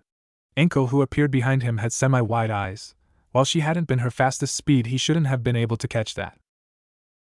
It's ones with attitudes like that which die first, said Anko with a smirk, pulling the kunai out of Naruto's hand. I bet they all just get distracted by your beauty, said Naruto, smirking as he saw the blush on Anko's face. Anko just jumped back to her previous position on the fence, trying to rid herself of the blush. Now you have to sign the forms which clears us of any wrongdoing should you die in there, which, trust me, some of you will, if not by the plants and animals then by each other, as you need to have one of each type of scroll at the tower in 5 days. Now about the scrolls, you can't open them until you make it to the tower, said Anko. So hop to it, fill out the forms, and then bring your team's forms up and exchange them for your scrolls, said Anko. Naruto stood by himself outside one of the gates of the Forest of Death, waiting for them to open. Just one last piece of advice, came Anko's voice over a set of loudspeakers. Don't die, said Anko before the gates were flung open. Naruto casually walked through the gates, pulling his bow off his back before jumping up into the lower branches of the trees of the forest. Alright, Naruto-kun, do you have a plan? Asked Akane from within Naruto's mind. Yes, spend a day in the forest kicking people's asses and then making sure I have both scrolls before then heading to the tower, replied Naruto before he ran off in a random direction with his bow and arrows at the ready. Several hours later. Naruto was tree hopping when he heard a high-pitched scream. Naruto stopped dead on the tree branch before taking off for the scream. Running through the trees, Naruto burst from the tree line to find a trio of AIM ninja standing over 2 dead Kusa ninja and 1 alive red-haired girl who had torn clothes and was more than likely the one who screamed. Naruto, she is without a doubt Uzumaki, said Akane. Doesn't matter, was going to save her anyway, muttered Naruto, notching a trio of arrows, 1 for each of the AIM nin skulls. But before Naruto could attack the nin, one of the nin turned to him. You guys, we got company, said the nin, before his 2 comrades turned and also saw Naruto, who let his arrows fly. Only one of the 3 hit its mark and the nin fell over dead, while the other 2 glared at Naruto. Oh, you're dead now, buddy, declared one of the nin. Naruto put his bow on his back before dropping from the tree branch, landing in a crouch as the ground beneath him buckled as he landed. Is that so? Questioned Naruto, pulling his blade off his back. A scary big-ass sword, you compensating for something, mocked one of the 2 remaining nin before both burst out laughing. Naruto just stood there before a mist was pulled in around them, and the 2 AIM nin stopped laughing. I thought he was a Konoha nin, said the one of the AIM nin. I'm sure his headband was a Konoha one, said the other. It is, but I am Naruto Uzumaki, the legacy and second coming of the monster of the mist, declared Naruto's disembodied voice from within the mist. Now, like that shit stain, I could simply kill you, but you were going to rape my cousin, so I'm going to kill you slowly and painfully, said Naruto. What are you going to do, Blondie? Taunted one of the nin. Hayatan Shimobirisu, ice-style frost breath, called Naruto, breathing a cloud of ice at the 2 nin. Both jumped out of the way, however both were caught a little bit by the frost breath, their feet both getting caught in the cloud. Naruto appeared from the fog and slammed the side of his blade into both nin, before vanishing back into the mist. Son of Aug, one of the 2 AIM nin, only interrupted when Naruto kicked him in the chin, knocking him to the ground, and before he could even move, 2 pairs of arrows pierced each of limbs, and he began screaming, only for Naruto to once more appear from the fog, only to slam his feet on the nin's face, crushing the man's skull. You bastard, yelled the last nin, only for an arrow to nail him right between the eyes. The mist cleared as the last AIM nin fell to the ground. PP please don't hurt me, said the red-haired girl, backing away from Naruto. Hey, I promise I won't hurt you. What's your name? Asked Naruto, bending down so the 2 were at eye level. KK Karen Yu Uzumaki, said Karen, still terrified of the man in front of her. Karen, hey, I'm Naruto. Naruto Uzumaki Yuki, said Naruto with a smile towards the terrified girl. Her eyes widened. Yu Uzumaki? Questioned Karen, her eyes wide. Naruto nodded, only to be tackled by a red blur. Hey, it's okay, Karen, said Naruto, gently rubbing her back.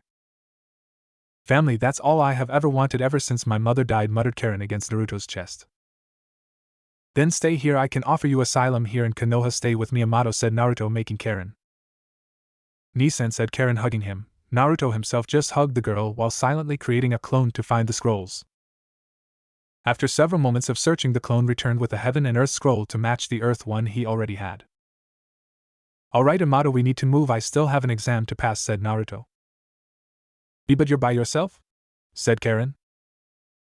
Yes, but that's how I entered, I'm taking the exams solo, said Naruto. Oh, okay, said Karen, getting up.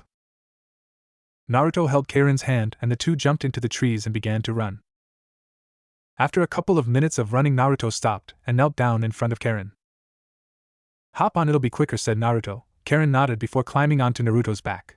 Naruto stood up and began to run through the trees. So Nisan? Began Karen, getting a nod from Naruto to indicating he was listening. How did you use that Kirigakure no jutsu, hidden miss jutsu? I thought only ninja from Kirigakure could use that jutsu. Questioned Karen, her chin resting on his shoulder. I spent 6 years training away from Konoha under many different sensei, one of whom was a former Kirin and a former member of the Seven Swordsmen, said Naruto. Karen nodded. Who else did you train under? Questioned Karen. Not really something I want to get into right now, said Naruto, getting a nod from Karen. Naruto then spotted a trio of Kusa-nin wandering around on the forest floor. Those bastards, growled Karen. You know them? Questioned Naruto.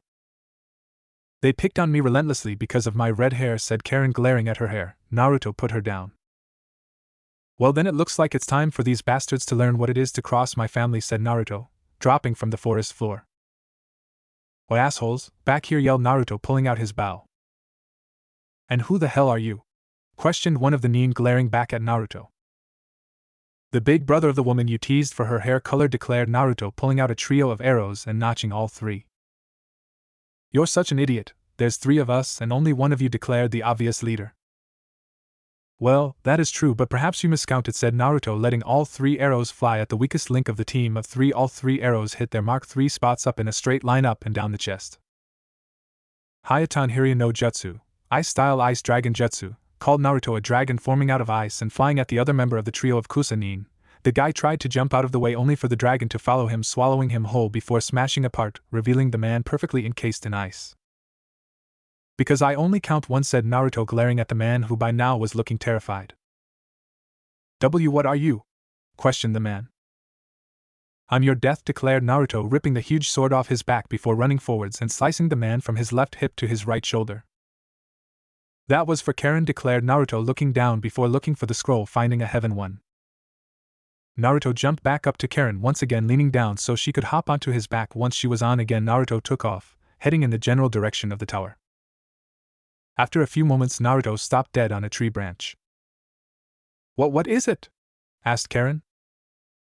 I'm going to need you to go with my clone, said Naruto before flipping through hand signs. Why? Questioned Karen. Because I need to go and see some people who might not be nice to you even with me, said Naruto as the water in the air around him formed a clone which took Karen's hand. Don't worry, he will take you to the tower where you'll be safe, said Naruto with a reassuring smile. Karen nodded and jumped away with the clone. Naruto himself turned to the west and began tree hopping. Within moments, Naruto stopped and dropped to his knees to hide as he watched 3 people wander aimlessly around the forest looking vaguely lost. Naruto stepped off the branch and fell to the ground. Landing in a crouch with a loud thud, he looked at the 3 surprised people in front of him. And Naruto? Questioned the black-haired girl among them. Hey you lot, said Naruto, standing up. Naruto, yelled the girl, running forwards and tackling Naruto to the ground. Hey Kin, how are you? Questioned Naruto, only for the now crying girl to punch him in the chest. He said you were dead, he swore to us you were dead, where were you? Questioned Kin, punching Naruto in the chest while the other 2 members of the team settled for glaring at the blonde. I'm sorry guys, but it was beyond time for me to move out. I only stayed so long to secure your freedom from the more deadly of his experiments, said Naruto. Why now, Naruto? Why show yourself now? Questioned a borderline mummified genin, looking at Naruto, shaking his hands around. Because I needed to speak with you, preferably without him around, said Naruto. About what? Questioned the mummified genin. You leaving Ato and joining Konoha, said Naruto as Kin pushed herself off Naruto. Naruto, you can't be serious. We work for one of Konoha's biggest traders. Why would they simply just let us join Konoha's ranks? Asked the last of the genin. I'm perfectly serious, Zaku, and I am, because if you agree to reveal what you know about that snake, I can offer you asylum here in Konoha under the protection of my clan, and even Orochimaru isn't stupid enough to attack a whole village for 3 genin, said Naruto. Naruto, he began. Zaku. He already plans to attack Konoha. Yes, I know you underestimate me, Zaku. I still have spies in that village, said Naruto with a smirk. So why do you need us? Surely your spy can provide all of the information you need, said the mummified genin. I don't need you 3 for anything, Dosu. I want you 3 here because you are my friends and some of the very few decent people of Ato, said Naruto, giving his mummified friend a deadpan look. All 3 of the Ato genin thought for a moment before looking back at Naruto. What do we have to do? Asked Kin. What scroll do you guys have? Asked Naruto. We have an earth one. Why? Asked Zaku. Naruto reached into his pouch and pulled out a heaven scroll and tossed it to Dosu. Get to the tower as soon as possible and stay safe, you 3, said Naruto, getting a nod from all 3 before he froze and shattered into shards of ice. The next day, Naruto walked into the tower. It was relatively early morning and Naruto had woken up not an hour ago and finished his trek to the tower. Oh, Haku-chan, hey, said Naruto, noticing his girlfriend standing just in front of him. Morning, Naruto-kun, said Haku, as she turned around, rubbing the sleep from her eyes. I see the forest was no trouble for you, said Naruto, stepping up to her, throwing an arm over her shoulder. Not at all. What about you, Naruto-kun? Questioned Haku, kissing Naruto's cheek. Kinda boring, actually, declared the blonde. Naruto was laying back on his bed doing nothing, simply waiting for time to pass. He had got into the tower 2 days ago, and he still had 2 to wait, and he wasn't allowed to leave or he'd be disqualified, and that he didn't want that. Knock, knock, knock. Then came a knock at his door. Naruto, not expecting anyone, got up and walked over to the door, before opening it. Hello, Naruto-kun, may I come in? Asked a voice from the now open doorway. Well, I don't really have a choice in that now, do I? Asked Naruto. Quite so, said the person walking into the room, Naruto closing the door behind him. So what can I do for you, sensei? Questioned Naruto, sarcastically calling the man sensei. Oh, nothing, Naruto-kun, I just came to see how my favorite student is, said Orochimaru. Your favorite student now? I thought that position was taken by Kabuto. How is that pet of yours? Asked Naruto, narrowing his eyes at the pale man. Now, Naruto, that's not what I want to talk about, said Orochimaru. Oh, what do you want to talk about? The fact you want the Uchiha for his Sharingan? Or maybe the invasion you have planned? Asked Naruto. You seem to know a lot of my plan, Naruto-kun. Maybe I should kill you and be done with this, said Orochimaru, narrowing his eyes at the blonde. Oh, you wouldn't want to do that. I have seals placed around this room that record chakra signatures that come and go, that only I and the Hokage know where they are. You kill me and he knows you're here sooner than you plan, said Naruto with a smirk, making Orochimaru narrow his eyes. Trap making, sensei, I learned from the best, said Naruto with a smirk. Orochimaru glared at the blonde and his compliment. I never should have taken you as my student, declared the snake man. Well then, you and your curse mark and some of your other experiments would be so far behind, sensei, said Naruto with a smirk. Oh wait, there aren't they? That's right, I forgot I left you with those parting gifts, said Naruto with a smirk. Those tags took out years' worth of research, you little brat, snarled Orochimaru. Yes, and unless you want Iwa, Kumo, and Kuri finding out about what you stole from them, you will leave me alone the length of your stay, said Naruto with a smirk. Orochimaru went to speak but settled for glaring at Naruto. Now I think it's about time you left, sensei, said Naruto, walking to the door. You win this round, brat, but I assure you I will win in the long term, said Orochimaru, his voice fading as he sunk into the floor. 2 days later, Naruto stood with the rest of the passing genin, all of 23 of them. Alright, you lot, I would like to congratulate every one of you for passing the second stage of the Chunin exams. However, I must disappoint all of you by informing you that there are still too many of you in the competition, declared Hiruzen. Please cough, cough, Hokage-sama, allow me, asked the sickly-looking jonin appealing next to the aged Kage, getting a nod from the man. Hello everyone, I am Hate Gecko the proctor for the third exams, and as Hokage-sama said, there is still too many of you here, so we must have a preliminary round so if any of you feel you cannot continue, please say so now. And keep in mind that from here on these exams are no longer a team effort, said now identified Hate.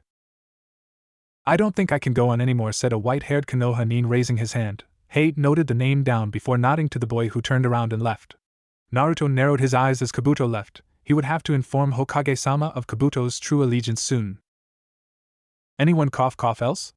Asked Hate. When no other hands were raised, the man turned around and a panel rose upwards, revealing a giant screen. This screen will display the random matchups that these preliminaries will consist of. The matchups could be 1v 1 or 2v2 You may be paired up with your best friend, your greatest enemy, or someone you may not know, declared Hate before names flashed on screen quickly, and an instant later 4 names flashed up onto the screen. Could all bar Naruto Uzumaki Dosu Kinta Yoroi Akado and Misumi Tsurugi please head up to the second level?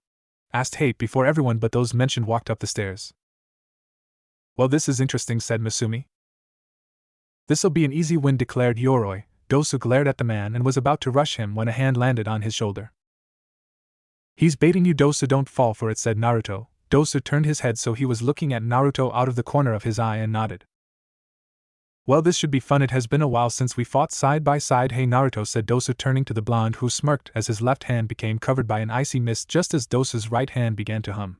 Everyone else in the room had wide eyes from Dosu's comment, excluding Kin, Zaku, their sensei, and Hiruzen. Well, it looks like both parties are ready, said Hate, recovering from his shock. Begin, called the Jonin, jumping away as all 4 of the genin ran at each other. Dosu and Naruto ran side by side at the 2 Konoha nin. Naruto ran at Misumi and threw his clawed right hand forwards towards the genin, who bent in seemingly inhuman ways, avoiding the strike. Dosu was having the same luck with Yora throwing his hand forwards only for the opposing genin to jump to the side only to then slam his hand into Dosu's chest. What the? You're stealing my chakra, said Dosu, doubling over as his chakra was sucked out of him. Naruto, seeing this, threw his other hand forwards, slamming it into Misumi's head before driving his head into the ground. Naruto diving into a handstand where the blonde performed a split kick, slamming Yoroi's face, kicking him away from Naruto's temporary teammate.